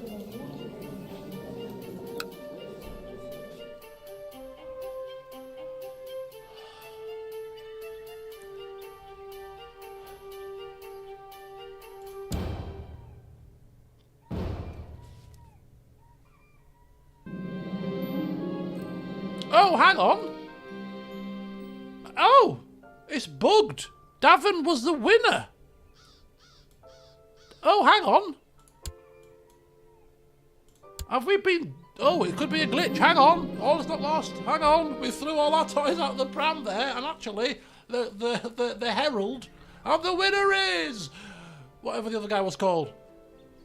Excuse me. Yes. Yes. That was the wrong competitor. Oh, God. Oh, how embarrassing. Sorry about that. Sorry, the winner is actually Sir Davin Payne. Hey! While playing with the other children, you seem to favour yourself over the other children. I wonder what Sir Davin will think about... Oh, ooh. Self-centred. Perfect. You said that everybody should be nicer. No, Sir Davin, no! We're proud. Selfish. Proud. Davin wins again. Goodbye, brother-in-law. Sorry about that. If he wins and we don't get the money, we're going to have to use the cheat to give ourselves the money, because I'm sorry, I'm not losing money to a glitch. Go away. Davin Payne wins again! Whoosh! Streamers, everything. It's like a local tourney, nothing major. But we're probably overly excited. Oh God, he loves these tournaments, does Lord Arlan, doesn't he? Good grief, he's screaming and carrying on alarming. Yes! Davin! Yes! 2 tournaments in a row, baby! Oh, we win! Oh! Money spinner! I told you, did I? Told you! Money spinner. Oh yes. We're gonna have to get a weapon named after him after all of this. We've got the gold hollow armor. It's time now to think about a name for this fella. of course, his tournaments are not over yet. He's only 30. He's got another, I don't know, another 20 tournament victories in him here. You know. Oh, yeah. What a man. Our very own shooter commander, man at everything he is. Our new foster father type figure. We are in awe of him. Colonize Summerhall. Look at that. Special actions available. Now, I wanted to colonize this after I got a bit more cash, so that I've got some money to play with in case anything crops up that needs money. You know, not to leave us in a black hole. However, kind of feel like we have waited so long for this. Events could happen that whittle our money away, so we just better do it now. Rice and chickpea masala. 25 gold is plenty to play with. You're not still for sure, but you may want to wait until you're an adult, in case there are events that only apply to adults. Yeah, I mean, we've got 2 years to wait until we come of age, and that gives us a bit of a buffer to get some extra cash, right? Extra tournament victories or losses, as the case may be. I think that's a good. I don't know whether that might be a thing, but I would be more likely to want to get a bit more of a buffer.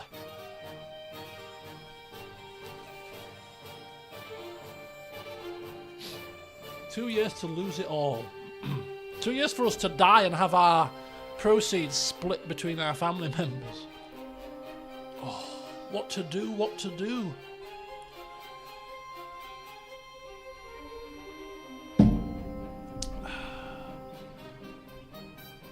We've probably been 14 for quite long. 13th of 12 moon.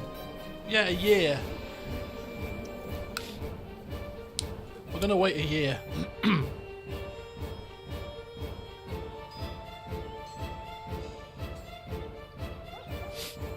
What's one more year between generations of waiting?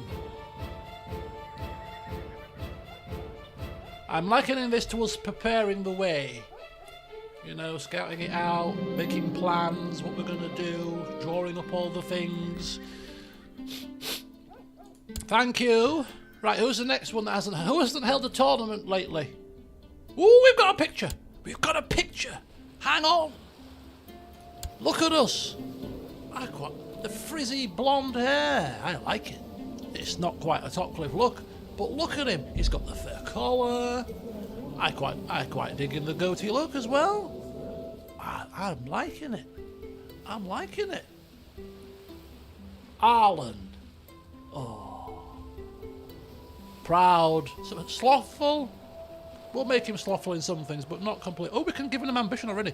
You know, temperate. He looks regal. He looks regal, even at his young age. He's been groomed specifically for this. Well, he's been groomed specifically for combat. But you know,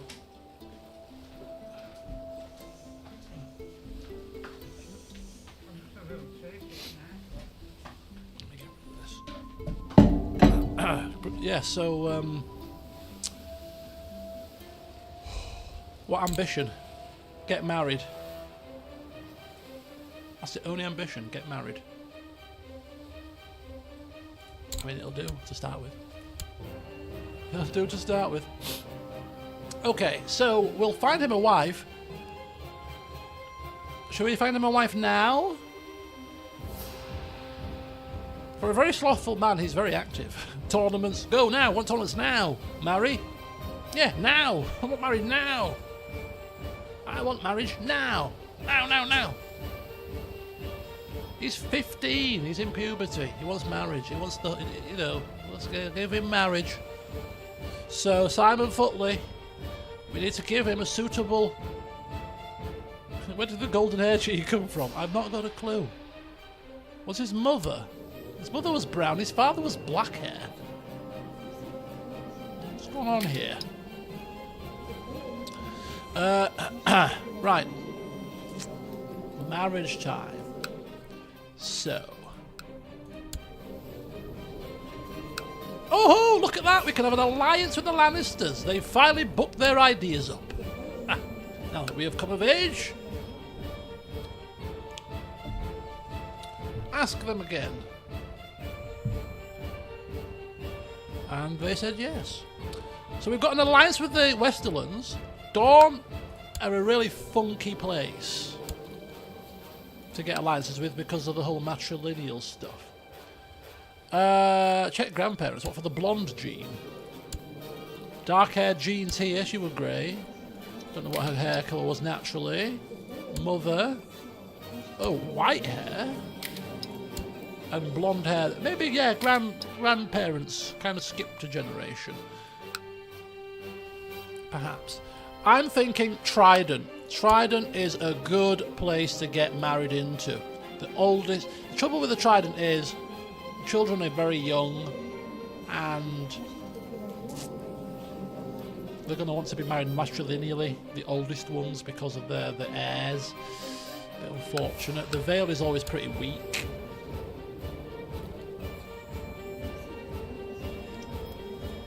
Which doesn't leave much, does it? The Reach is owned by a Baratheon, so we're not going there. So marrying for an alliance with any of the superpowers is no good. So, do you know what? I mean, what can we marry Tarthy? Oh, Lady Ravella. Maybe normal betrothal? Or normal marriage? Oh, normal marriage, yes! To Lady Ravella of Dawn. We don't like fat people. I know she's sturdy, but we're a 15-year-old headstrong young man who's clearly said, yes, but sometimes you've got to look past these physical things for the good of the realm. We just broke the betrothal with her so that we could have a proper marriage. We just changed the terms. Matrilineal, you say? No, we want normal marriage now. Oh, and Tarthy's like, oh, go on then, fine. Fine. We know... She's gregarious and brave. She's authoritative. She's also proud and a little bit of deceit. Her stats aren't hideous. She's the same similar age, but she's sturdy. Who's going to get their way? Simon Footley, who insists that this is a good marriage for the realm, or young upstart Arlan, who says, I don't like her, she's a bit too portly for my liking.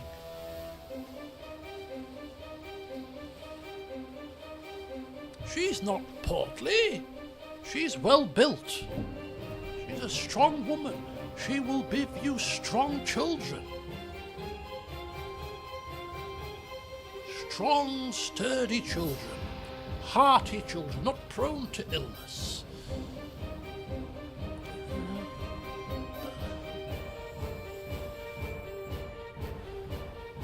But what about all these glorious women that I could have? Underworld Paramount. Attractive women. What about them? Can I have my pick? Look. Let me see.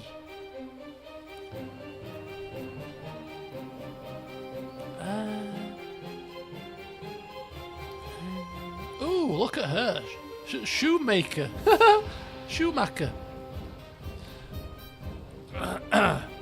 Authoritative, wrathful, trusting, a bit gluttonous. Oh, she could be prone to becoming fat.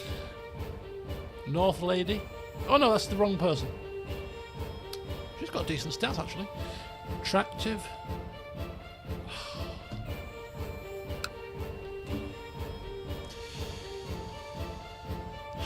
The Trident is a better bet, but getting the Trident is going to be very difficult with this situation. We can try it. Oh, it'd have to be a betrothal, wouldn't it? Yeah, look at that. It just needs to be matrilineal. And again, too young. We'll have kids. We'll have kids by the time those kids are anywhere near betrothal age. So, do you know what? No, let's not do it. But I do think, after some conversation, you know, and even as kids, they were probably introduced to each other. You got on really well with her.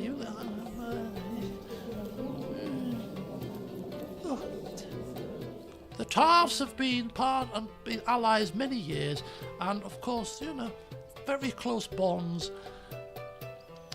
It was almost written in the stars for us. I don't like her. It's not I don't like her, but she's just a bit big boned. 15, positive.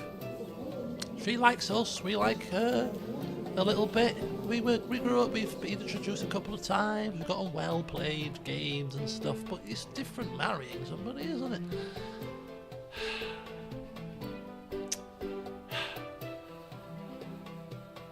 Dowry, you say? She's not fat though, is she? She's just sturdy. She's physically strong. It will be a great pairing. Alliance, dowries, and a strong woman by your side. Sometimes, Lord Arlan, things need to be done for the good of the realm. She's a bubbly lady. And strong children.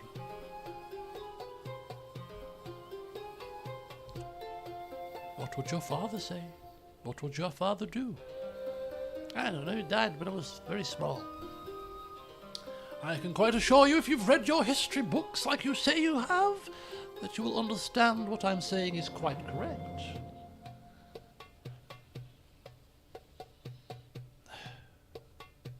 Fine. There's a good lad. He's going to get thrown around that marriage bed like a dog chew toy. The rather dashing Arlan. Lady Ravella can't believe her luck, can she? Let's be honest. Lady Ravella, I bring to you your suitor. Ta-da! It's been several years since you last saw him. Of course, you're going to be Lady of the Stormlands too. And here he is. Ooh. Enjoy. Oh, I will. She's licking her lips. Oh, I will. Oh, yes. This could have been so much worse for me. I could have been betrothed to some hunchback, club-footed fella. Oh, no. The handsome, dashing Lord Paramount to the north, just to our little north here. Yes. What have I done to deserve this, I wonder? God bless being a Tarth. Right, let's get it done. It's happening. Matrilineal, no. Regular marriage, bit of prestige from marrying into House Tarth. Look at his face. He looks unhappy. He looks sullen. Wedding portrait. Don't you know also, we have history with giants and sturdy people in this family. It's just natural. Again, you'd realise that if you read the history books. You can't just quote the history books, Arlan, when it suits you.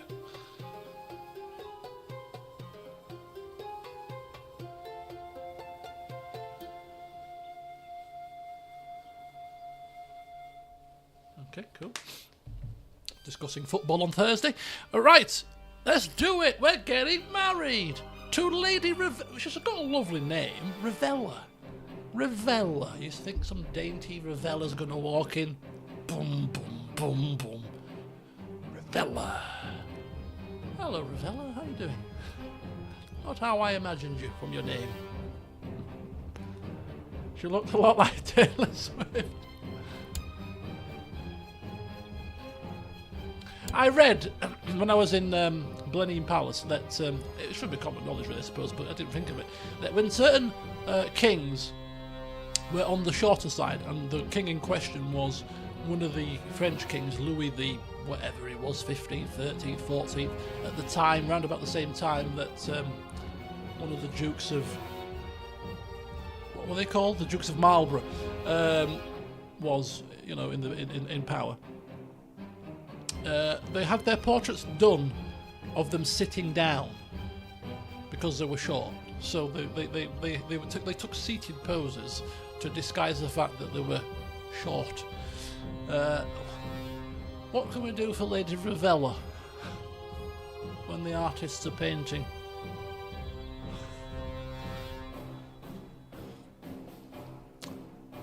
Artistic license, perhaps. I don't know. No, paint her as she... We're a proud man. Eventually, when we grow to love this woman, as we will, I'm sure we will, it'll be like, no, paint her exactly as she is.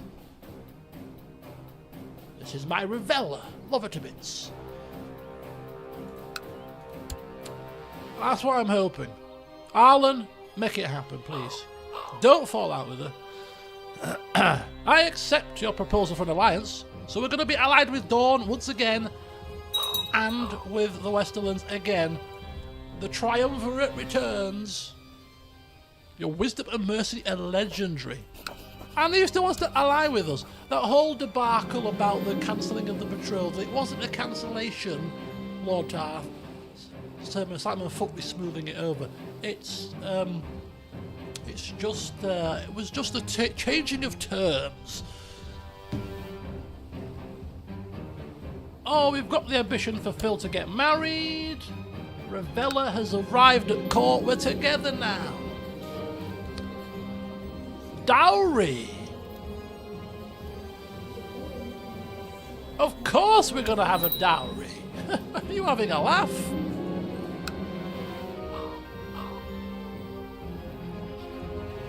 Alliance is in the bag. 200 gold. That's gonna put a smile on your face, surely, Mr. Tarth. Mr. Arlan. 200 golds. We've got Summerhold to colonise. 200 golds. Perfect. Look at this money pouring in. Oh, this is fantastic. Fantastic.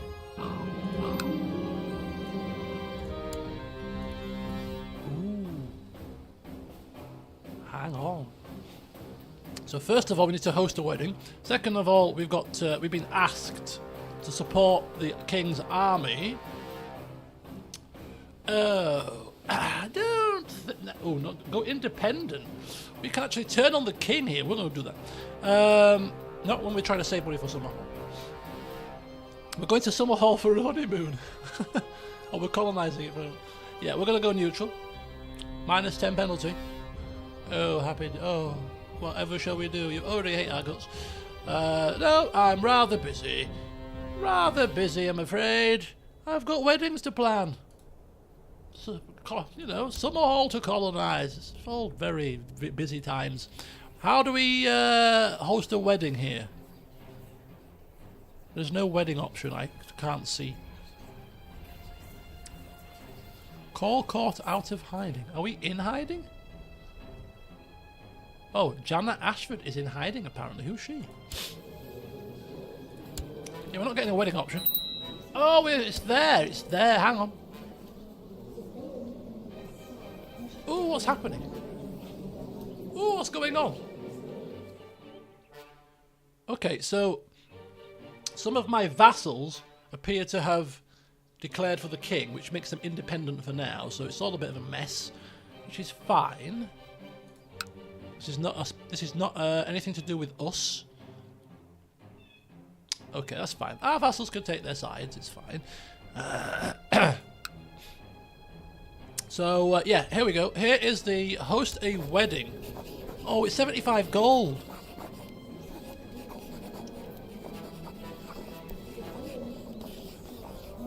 But it improves vassal opinion and, you know, some of the dowry money we put towards it. So it must happen. None of our flipping forefathers have ever had a wedding, I don't believe. This is the very first. This is a first wedding, grand wedding of the Top Cliff era, of the top cliffs.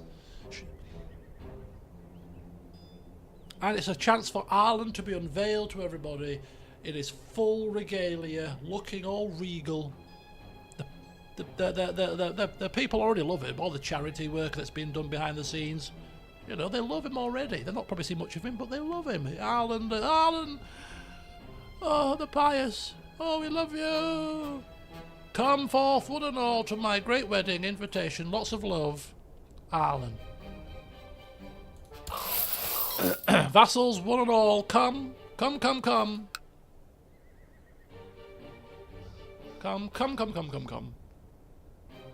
Revella can carry him out of the church. Lots of role reversals going on here. Right, I'm going to eat my dinner. So I'll kind of go at 1 speed while I'm eating. And I'll unpause if anything exciting happens. But, yeah. Back soon.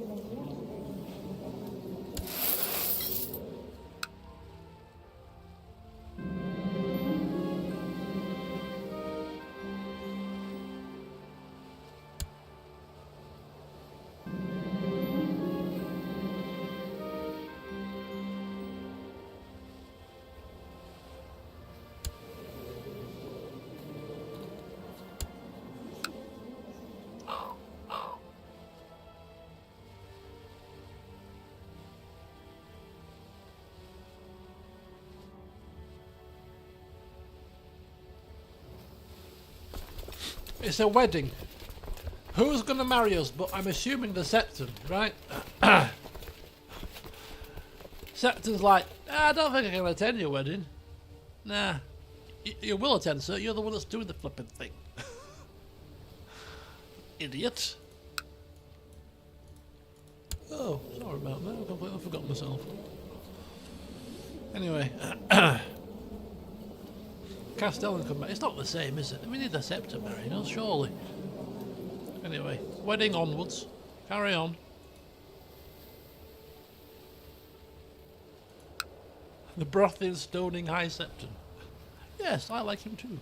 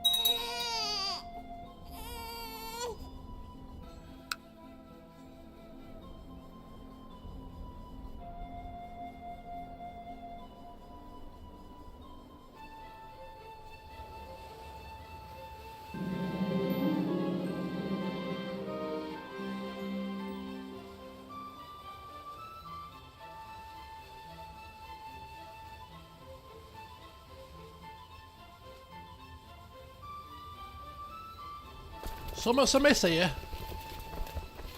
Either they had their nookie before the official bedding ceremony, slipped away whilst everybody was feasting and enjoying themselves, or she has got pregnant from somebody else. It's a bit suspicious. But we'll see. She arrived at court before the grand wedding. That's very true. That's very true. Clearly ravenous. Is our little Arlan. I mean, it takes two to tango and all that. Well, I think it's legitimate. She has been at court before we clicked the marriage button. She has been here a little while. Long enough for them to have their fun. I thought you didn't like them big Arlan. It didn't stop you, did it? Ravenous Ella. Holy hell. This could be the beginning of a very fruitful relationship. Very fruitful indeed. A fine tradition. Imagine just being... This is the most hideous wedding tradition ever. Stripped in front of everybody. And off you go. I mean, other than the fact that we're a proud man, if we were a jovial man and a jokey man, we'd probably just jump into her arms for a laugh. Come on, take me up. This is my sturdy Ravella, and I'm proud of her. Come on, off we go. But no, you know what? No. We shall go together, arm in arm. A fine tradition.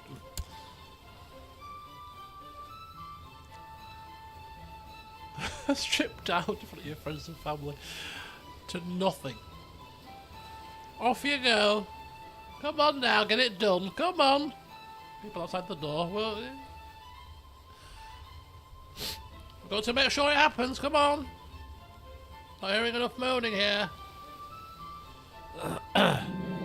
Okay, the morning after the wedding feast has come and all the lords and ladies are finally making their way home. All agreed it was a fine celebration. Dancers, food, could have been more, but there was enough. And what there was, it was delicious. Temperate and all that. Summer hall and all that as well. Everybody had fun. And of course, we had the most fun of the lot because, hey, we had fun. We had fun with our beloved and she's pregnant. We just need to have a boy. Let us have a boy, let us have a boy, let us have a boy. If not, we'll have to try again, won't we, Ravella? So, oh, what happened to our... Oh, yeah, we did lose quite a bit of men by changing our... Did we change it to... Did we change it to thingy-mabobs? Oh no, we still got it on trained troops. I'm going to change to that one. Let's see what happens with that one. Yeah, it does actually increase it to 22,000. It actually gives us more. Yes, okay. Right, I haven't actually finished my dinner yet. Oh, the vassals as well. Oh, of course, of course. So we'll get even more when they come back. So this is definitely better for our numbers, is picking organise rather than train. Okay, so train is better just for flat-out replenishment. For numbers, I think organise is better, especially when you've got more vassals. Because we've got tons of vassals now, haven't we? Right, Summer Hall, don't be impatient, Ambrister. Summer Hall's coming when we get to 16. It's going to be our birthday present. As well as a child. It's going to be the most auspicious of times. Anyway, onwards, I'll be with you. I've just got a couple more mouthfuls to finish.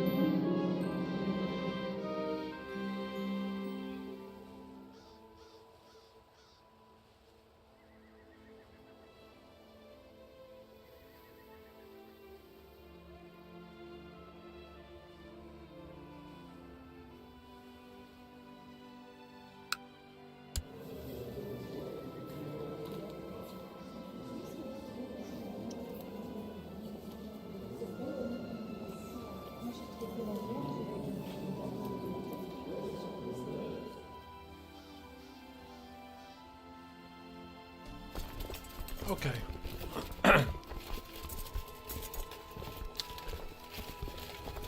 So Simon Fotley has given away the Rainwood, which was one of our personal holdings. The namesake of our High Lordship.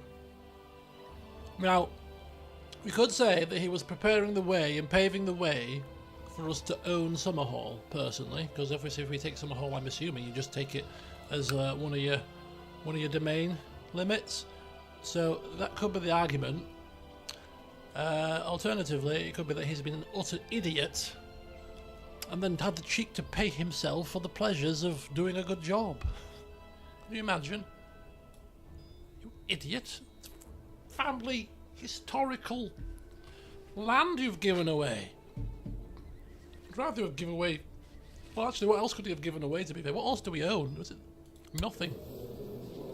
Shipbreaker Bay, Blue Grove, Amberley.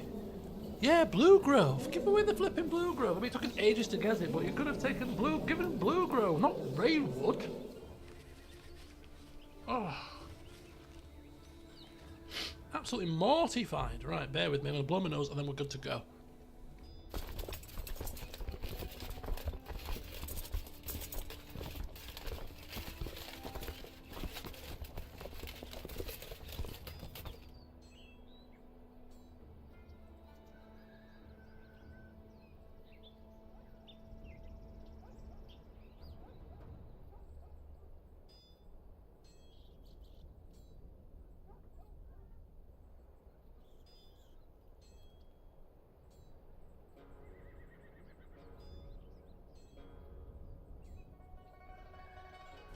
Okay, off we go. Off we go again. Mr. Fotley, what have you done?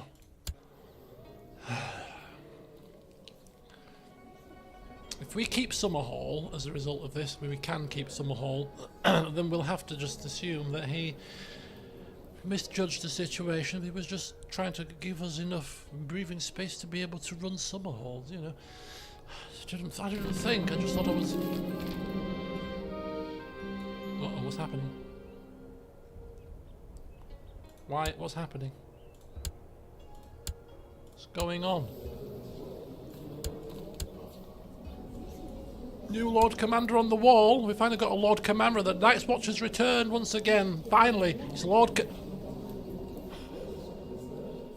Look who's the new Lord Commander. It's none other than our very own Lord Commander Cameron Topcliffe. Would you believe it? The Topcliffe spread far and wide. Lord Cameron, who we banished up there, get rid of him. He's become the Lord Commander. Now, he's a lunatic and a mystic, but he's a genius. The Night's Watch really that desperate. I can't believe it. Oh, we've got an overs. Oh, because we've given away one of our domain, we've now massively over our domain limit, right? Oh no, that's not us. Is that him? Oh, that's him. Oh, thank God. Wow. So we have our very first Topcliffe Lord Commander of the Night's Watch. That's cool. I'd say we're now waiting for our next, the next Topcliffe, or the first Topcliffe to be Lord Commander of the White Cloaks, but it's not going to happen, is it, with a Baratheon on the throne? Ollie, welcome. Good to see you. Is it really you? How's CK2? It's going well. Look, we have Arlan. We have Arlan. Little Arlan has become Big Arlan. I'll give you a quick whistle-stop tour of what you've missed. We've just literally seen our very first Topcliffe become Lord Commander of the Night's Watch, Cameron. That's what you've literally just walked into. Arlan has become of age. Remember Lady Paramount Ravella, who we had to break the betrothal because it was matrilineal?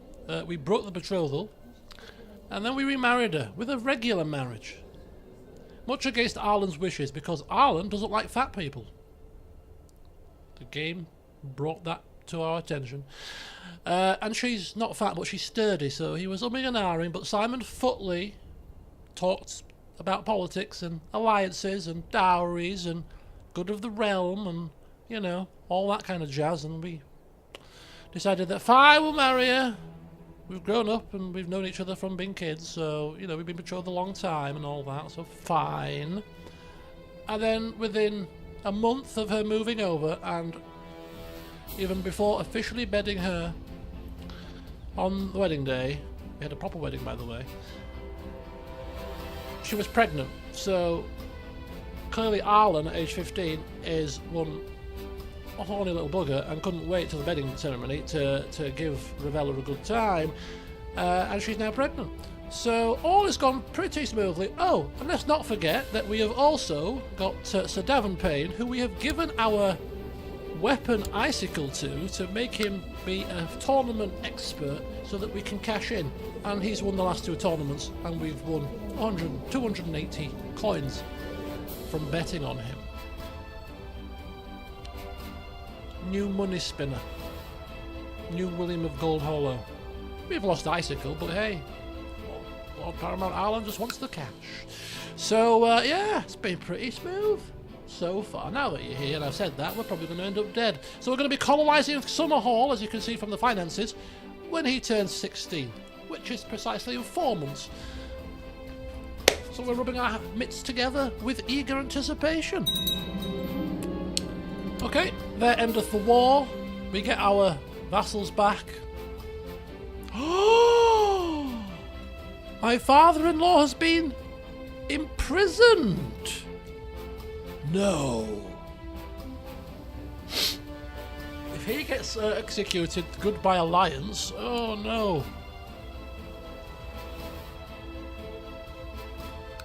Heads are going to start rolling. Why are Gaelmont and Parchment still independent? Get your backsides back under my control. There we go. Thank you. Okay. We wait patiently. We wait patiently. Oh. I hate this. I've mentioned it at the start of the stream. I'll mention it again. I hate this phase of having a cold. Oh. And because I have to do, like I said at the start of the stream, because I have to do 5 days straight in the office, if I turn around to my manager and say now, and she'll be fine with it, to be fair, I'm full of cold, I'm not going to come into the office, it looks really suspicious, doesn't it? Because I've got 5 days to do. Skeptical people out there might say, you just don't want to come into the office and do it 5 days. Well, actually, no. I'd rather just not come into the office and spread all my germs about. I mean, I'm happy to come in, but I'm going to be sneezing, spluttering, sniffling all over the place. Would you want to sit next to me as a colleague?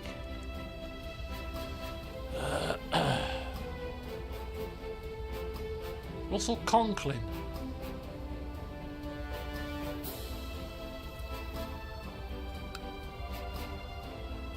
Can we see how Essos is doing? Yes, Essos. I mean, I'm not an expert in Essos. It just looks like Essos to me. It's a very, very big place. Oh, my Septon, hang on. Has been given a seat on the Council of the Most Devout.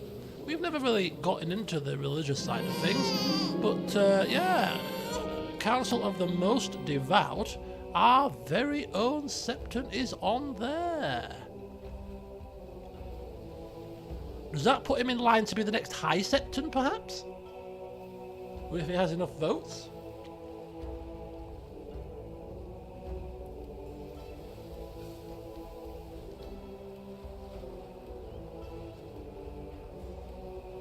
We've just had a daughter, haven't we?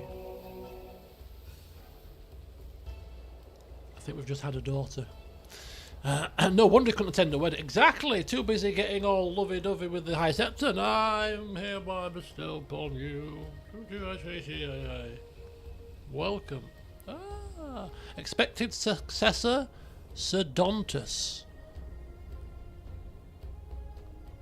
So we'd have to put a campaign fund increase to increase the score to get him on the High Septons. I think that's how it works. We're not bothered about that. So anyway, a daughter was born to Arlan and Lady Paramount Ravella, named Benissa. Clearly not named Benissa. Benissa. What is she named, however? Our youngest, our oldest, our firstborn. It's a daughter, not a son, but hey, we're both young. There will be many children.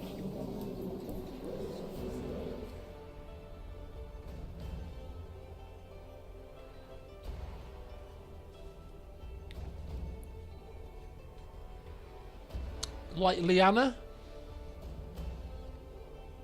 the wife of the first Lord Topcliffe. Who was? This is testing our memory banks. So the first Topcliffe was. Who was the first Topcliffe? I don't want. I know I can do, but this is a child. This is a test now. First Topcliffe name. What was it? Miles. Well, that's the second guy, right? It was Miles. Miles was second.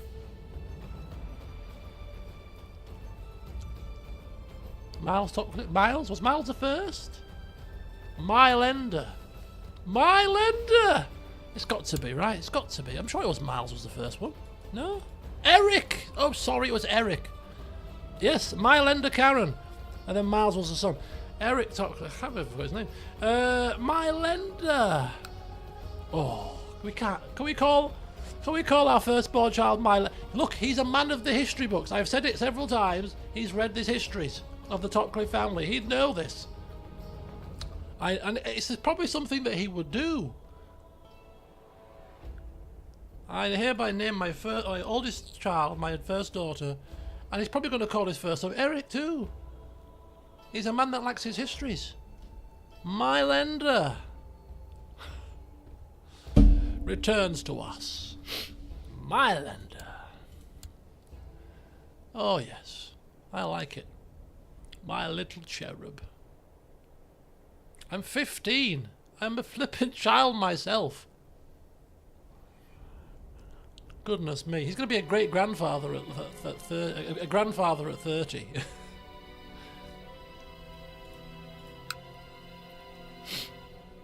Like that one of them TikTok videos when you've got like 5 generations of family in the same, you know, when they do the stepping in, stepping out, and then grandma comes in, great grandma comes in, great grandma, 5 generations, 6 generations all in the, you know.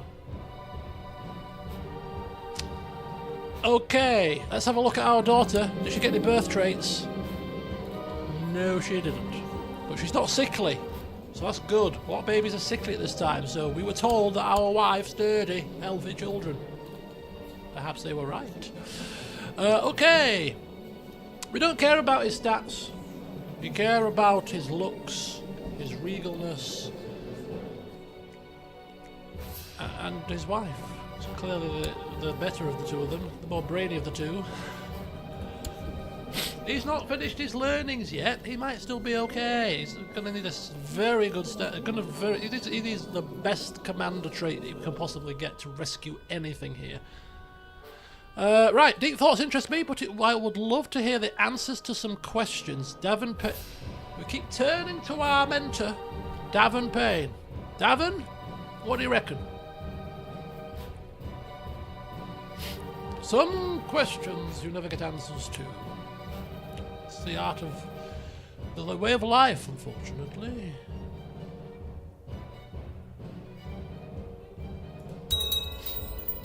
Oh, no, diligence a good trait. +1 to most things. Yeah. He's instilled diligence into us. Well done, Sir Davin. Not only have you brought us several coins with your tournament escapades, you have guided our little Arlan to be diligent. Which I gathered, you know, he's sloth. It's got rid of slothful as well, because it counteracts with slothful. So he's changed it into diligence. Oh, even better. Which makes sense, because we have diligently gone about our business. You know, we have fought for our first love, Lady Samilla, Samilla's like a lady, did a runner on us, tried to pursue her. We pursued fervently, getting our making a profit at the tournaments. Yeah, diligence, very good.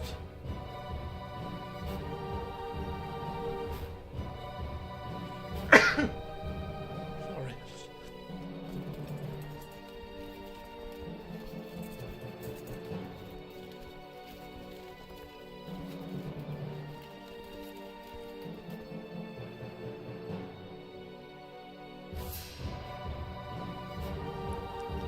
Thank you. Sorry, I sneezed this thing, and I've just completely forgot that the microphone is right over here, so might have been a little bit loud in your ears. I do apologise. Oh, I might have to end the stream about 10ish. It's typical, you know, when you feel under the weather.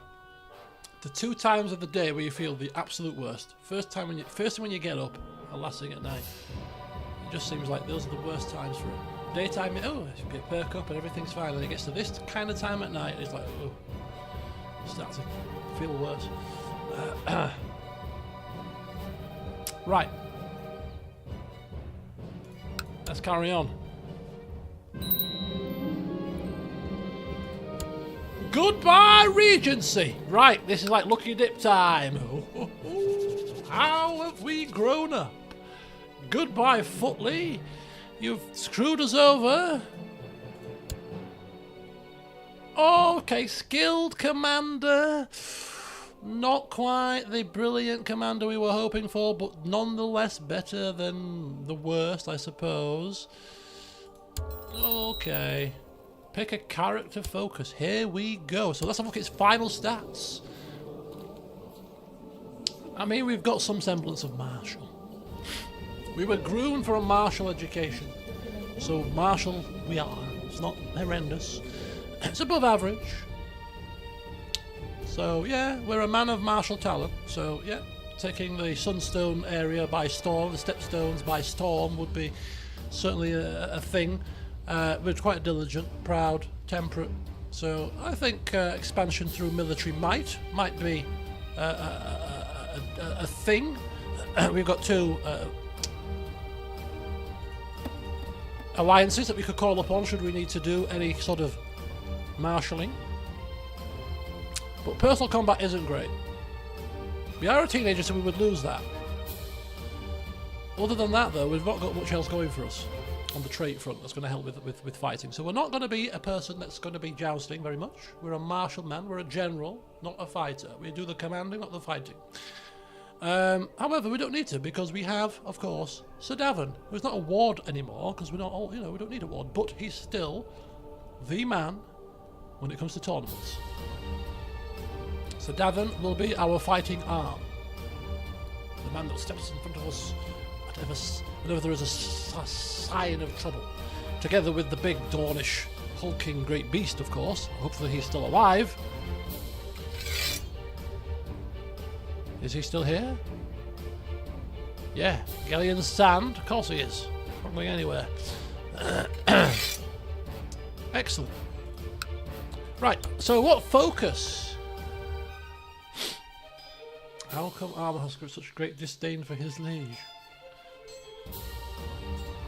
Must be that mask. Must be. Right. So we need a focus. I always like family focus when we're trying to get kids.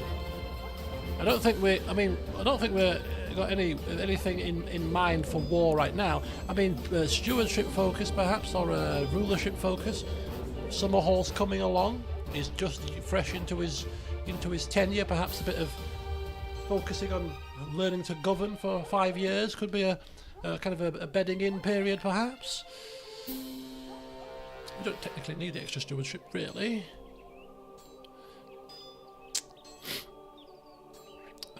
Extra fertility, extra health, keep us alive a bit longer. I don't see him as a carouser just yet. War, hunting. Family or rulership, I think.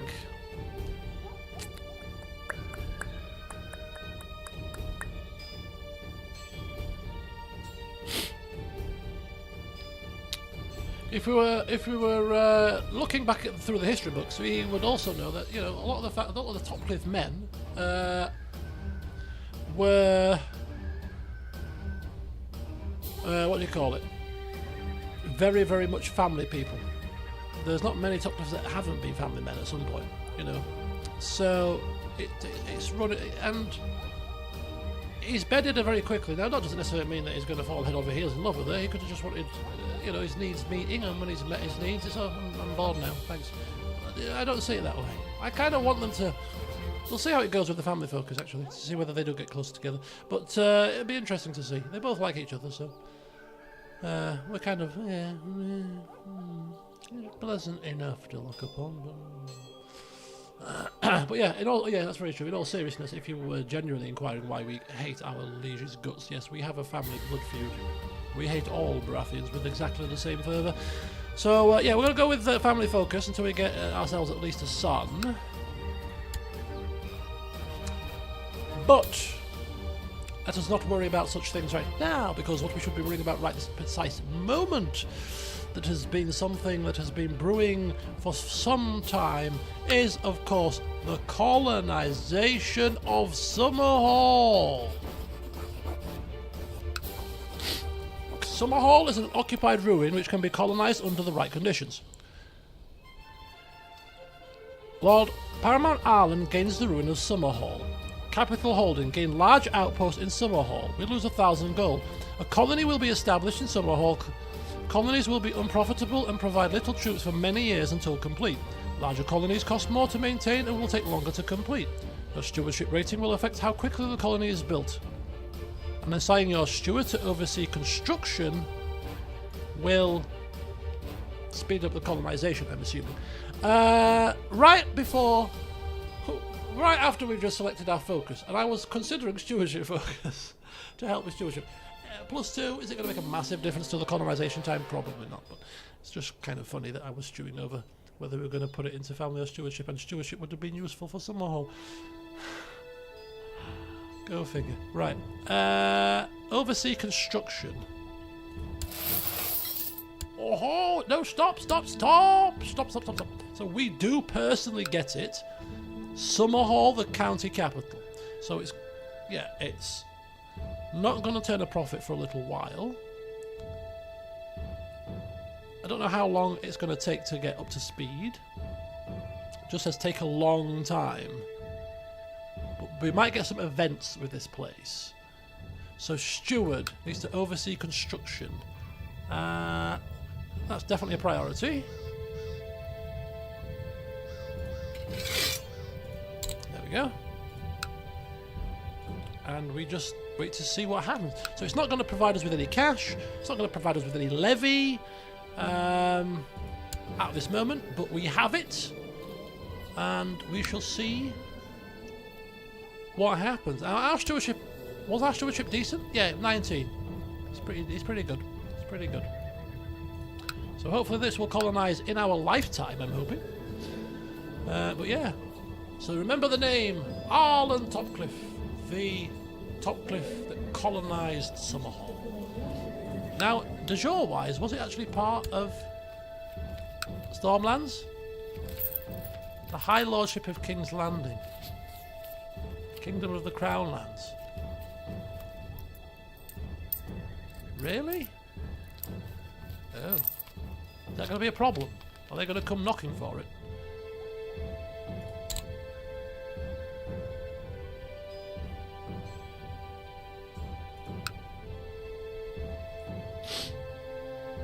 Time for some de jure drift. Right, okay, well. You can't have it, it's mine. It's all mine. It was a Targaryen summer home. They used to go there on vacation. Ah, I see. That's why it's a bit removed.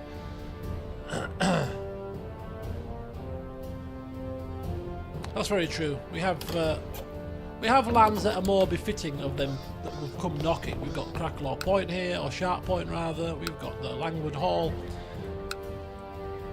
Plus this was Targaryen summer home. Perhaps the Baratheons didn't want Targaryen's old summer residences.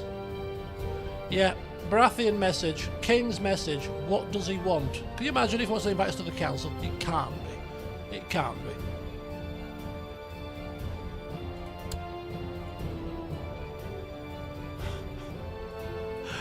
He wants to make us the High Admiral. What? We've got a family feud, you idiot. Oh, now this is a quandary. No, we can't. I'm just. Oh, where's me flipping chat gone? The chat's just disappeared.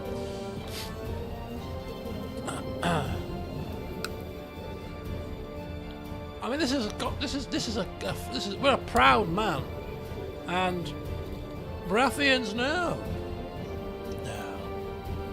Keep your friends close, your enemies closer. We might be able to get some insider information while we're there. It could be a trap to kill us. No. Clearly not. Clearly not. What would Simon say?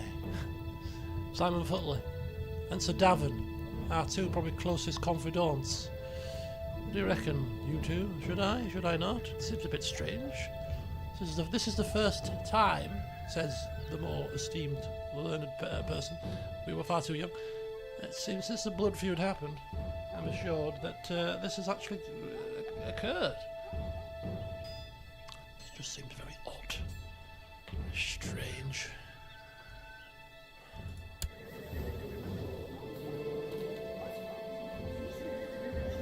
Perhaps this is their way of starting to extend an olive branch, maybe. Blood feud's gone on for long enough. Yeah, they would say that because they're losing it, that's why. They're losing it. That also being said, we could get favours from the council.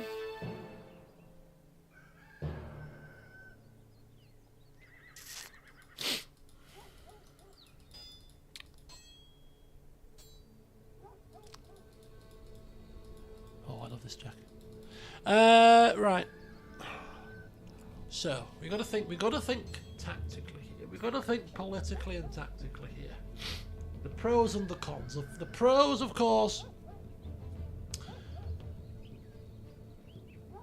the other council members, right? But we're not a talker. We're not gregarious. We're not Mr. Politics here. Far from it. We're Mr. Marshall. So our ability to play the council and get them to help and work and maybe use that against the king when we need to. Not this guy's style. So that being a pro, pretty much out the window, I think. Lots of cons.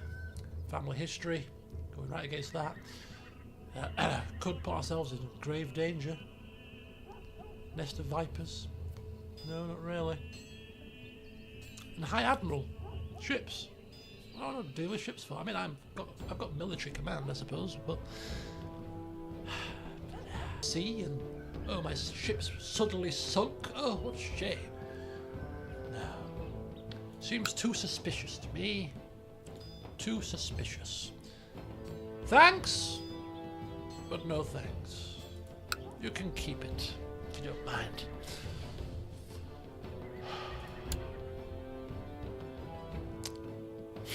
But clearly the king must think highly of me, I reckon, because, well, if he's looking past the blood feud to invite me to his council, clearly he sees something. Maybe he sees sense.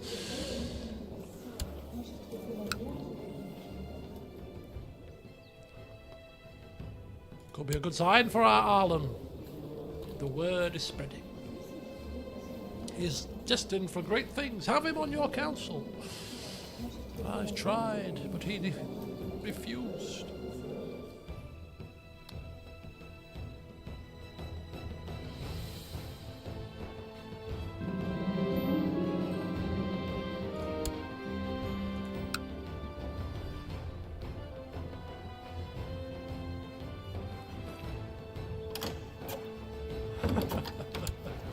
He's a persistent king, isn't he?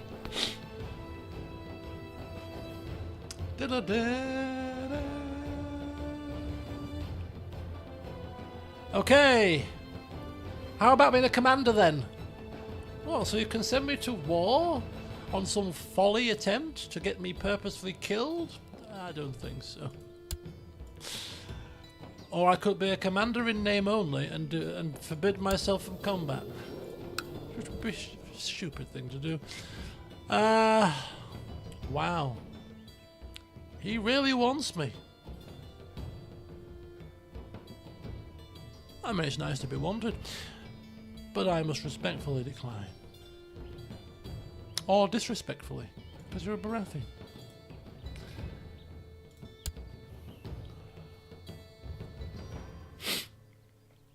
I suppose one of the pros that I didn't factor in was if this was a genuine offer, an attempt at reconciliation.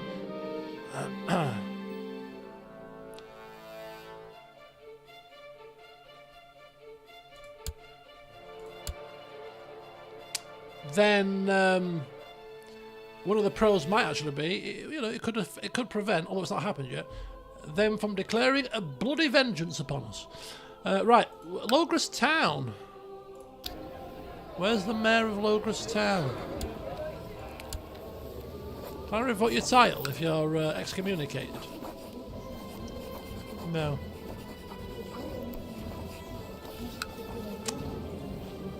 Oh dear. Bad news!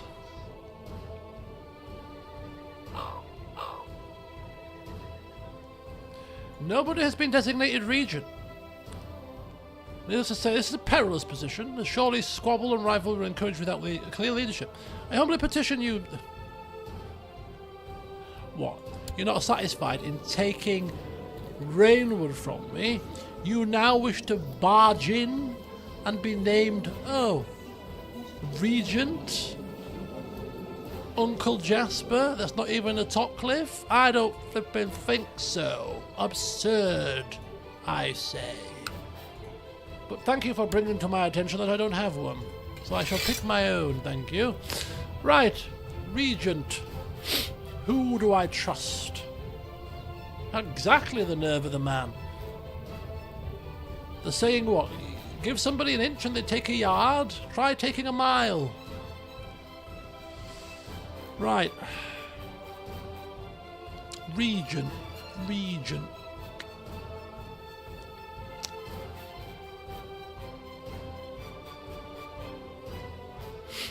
I'm quite tempted. He's got all the power already as the Master at Arms, Bodyguard, Captain of the Guard, Cupbearer, Regent. I mean, Mr. Footley didn't do a bad job. We could bring him back in.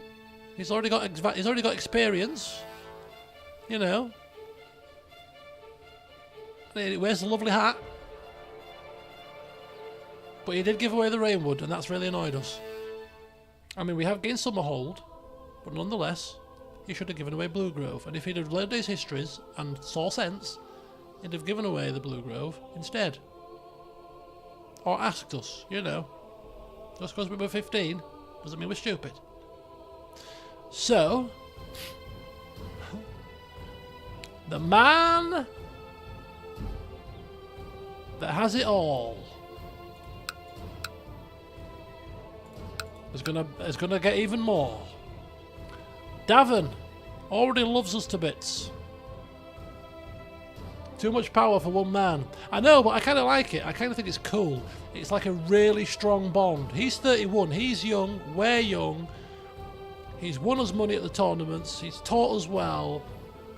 He stood by our side. We've gone to him twice for advice on things. And obviously if things go horribly wrong with him, then it could be horribly wrong. But I kind of like the whole dynamic of it all. You know, the one man that literally... If he was to go down, we've lost a hell of a lot. You know, we'd be crippled. Oh no, we'd be mortified, horrified, upset. But whilst he's alive, we have this very super loyal man, our most trusted man at court. And look at him. He's brave. He's kind. He's got a bit of deceit in him, which you need as well at times. He's humble. He's content. Doesn't want for anything. He's never pushed for anything. Every time we've said, tournament time, Davin, come on, tournament time. He's like, oh, okay. You know. Oh, yeah, he's got to give it to him.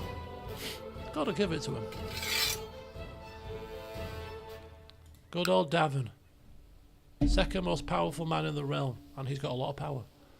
Big voice, that man, but so humble with it. The perfect vassal. He's not even a vassal. Next up, we give him land. Next up, land. That's the final. That's the last thing we could give him. What, a piece of land? Oh well. No, I can't take any land. No, don't be silly. No, I insist. Please.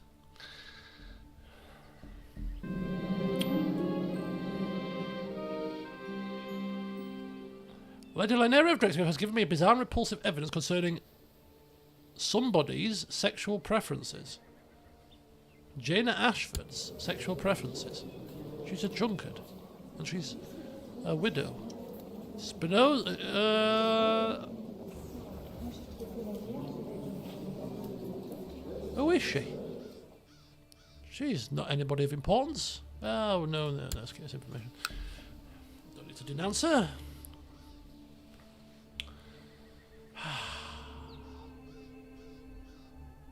How's it going down here on Sunster? Why are you taking so flipping long? He's a drunkard, you know, by the way. I don't know if actually being a drunkard actually...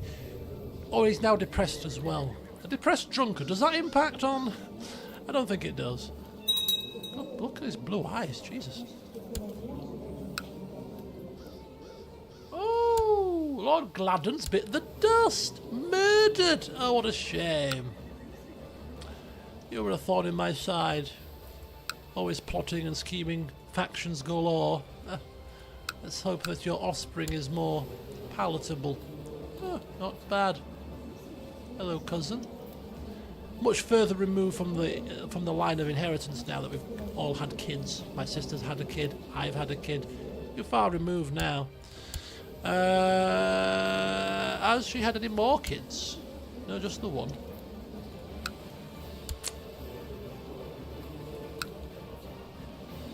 Depressed and drunk because he can't fabricate. We better get a move on, otherwise he'll be sacked. We're diligent. And this is not diligence, is it? This is incompetence. Chop chop. How's it going in the War for the Reach? Lord Paramount's winning. How's the Baratheon body count going? Still 26.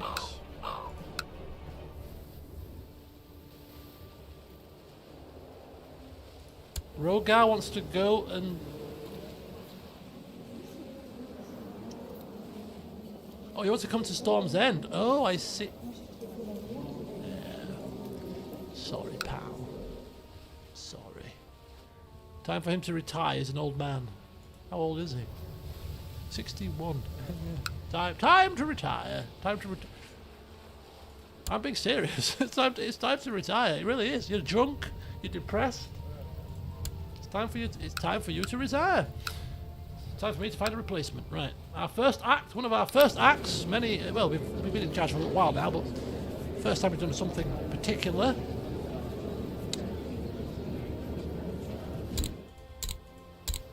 This old man, bless him, it's time for him to retire.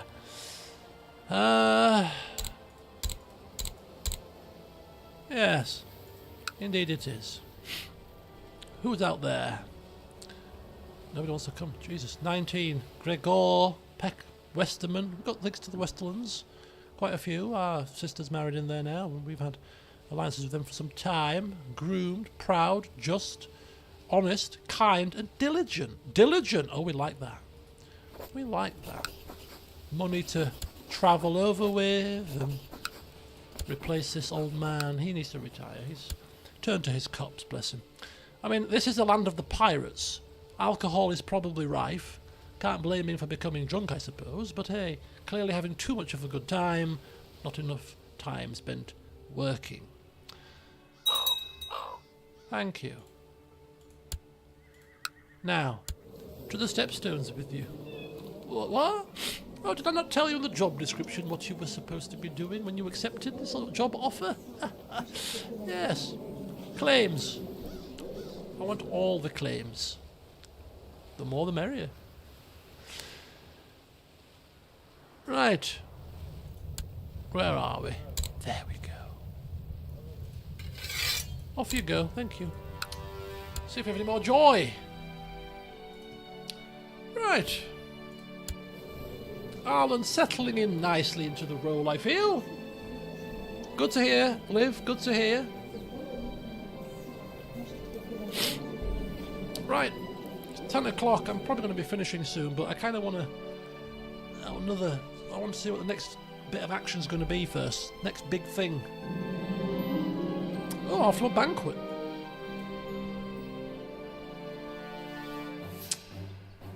Oh dear, look at that.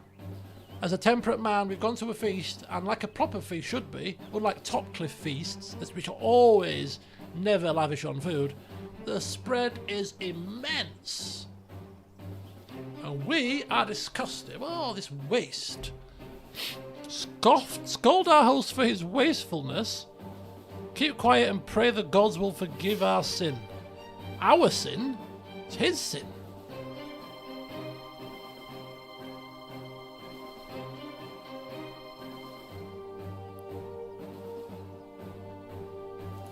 Wastefulness. Good night, Chan.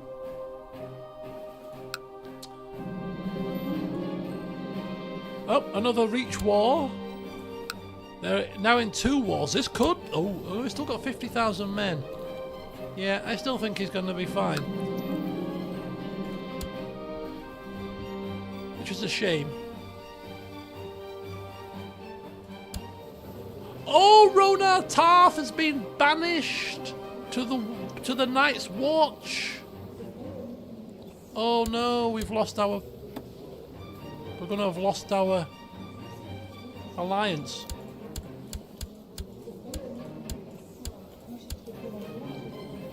Oh dear. So, Princess Malia.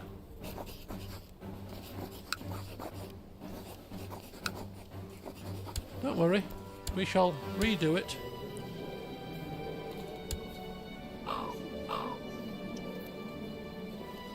Alliance? Ah, perfect. A wise choice. So we have allied with our wife's sister.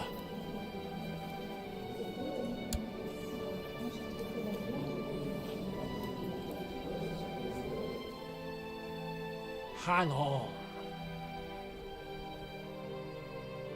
Mr. Scheming, Conniving, Castellan Footley is seeing a plan here.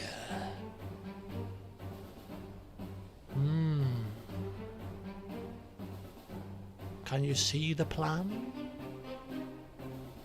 Perhaps this is the precise plan that we need to end the session on, in fact.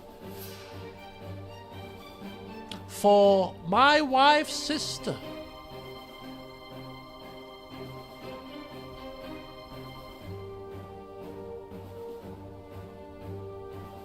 is in charge of Dawn now, and should she pop her clogs before she has any offspring, Tarth passes to my wife, which means that when, well, even if we have no further children, my lender, a boy that's yet to be had, would inherit both of them, Stormlands and Dawn. But we have to be careful here, right? Because of the succession rules. But I still think that if they have a son would still take precedence because it's agnatic, cognatic primogeniture, right? So the whole Dawn strange situation, matrilineal kind of situation, wouldn't affect, I don't think. And she's 38, so how likely is it she's going to have a kid? Not very likely, I don't think. So let's just quickly get a very brief look on what the plot power would be. 20%. Oh, there's a few backers here.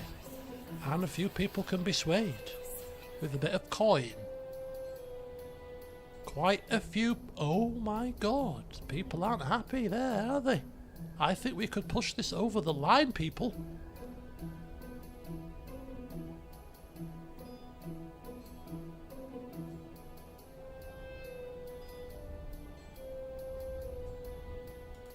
We have to research this. We have to think about this. It says agnatic cognatic primogeniture, but I don't know if the game mod has any nuances outside of the baseline rules about women and men, because it seems to be a bit jiggity-pokery down in Dawn. But if a son can inherit both Dawn and the Stormlands, we could be setting our offspring up to be very powerful. Very powerful. And they'd have Dawnish blood and they'd have Stormlander blood, so there can be no arguments of that individual ruling both of the Lord Paramounces. Ooh, Mr. Footley. Mr. Footley. We turn to you, together with our spy master. We want answers to our questions. Shall we do it? Well, that shall be a question to answer next time, but I certainly think it's looking promising. Oh.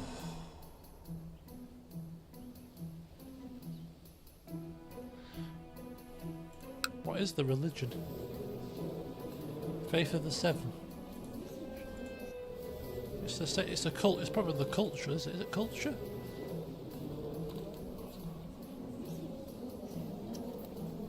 Look at all the. Should be heir to everything.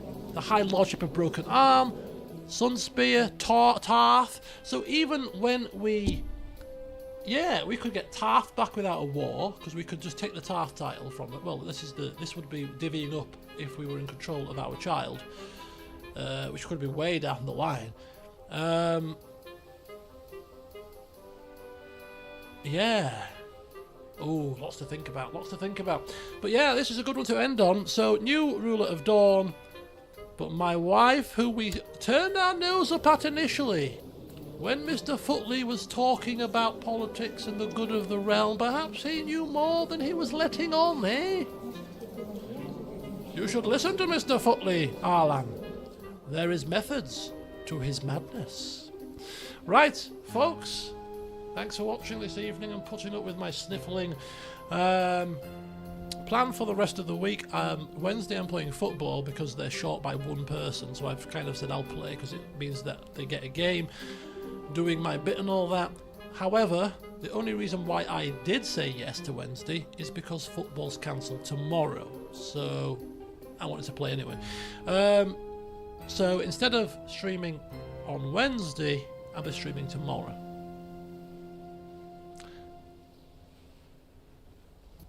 Depends what mood I'm in as to whether I play this again, because I've quite enjoyed today's session, or whether I play some more Pentiment. Depends what mood I'm in after I get home from work, from the office. Depends how relaxed I want to be, because, you know, Pentiment's a little bit more relaxing of a stream. This is obviously a bit more thought-provoking and stuff. So it depends how I feel after working in the office tomorrow and give them a sniffling and biffling. But I'll let you know round about 4 o'clock-ish tomorrow. Actually, it'll be earlier than that. It might be about half 2, 3-ish by the time I get home. I'll keep you posted. But yeah, there will be a stream tomorrow. I'm 90% sure because I've got no plans to do anything. So, and I don't intend to have any plans. So you should be good to go. So yeah, have a good one. Thanks for watching. And if you've got any insight into this whole Dawnish inheritance situation and whether our plan would work if we get our wife on the throne, let me know in the Discord server over in the CK2 channel. I'll upload the game save as well, just in case you might want to try it out yourself off camera and report the results. Big Issa, for example.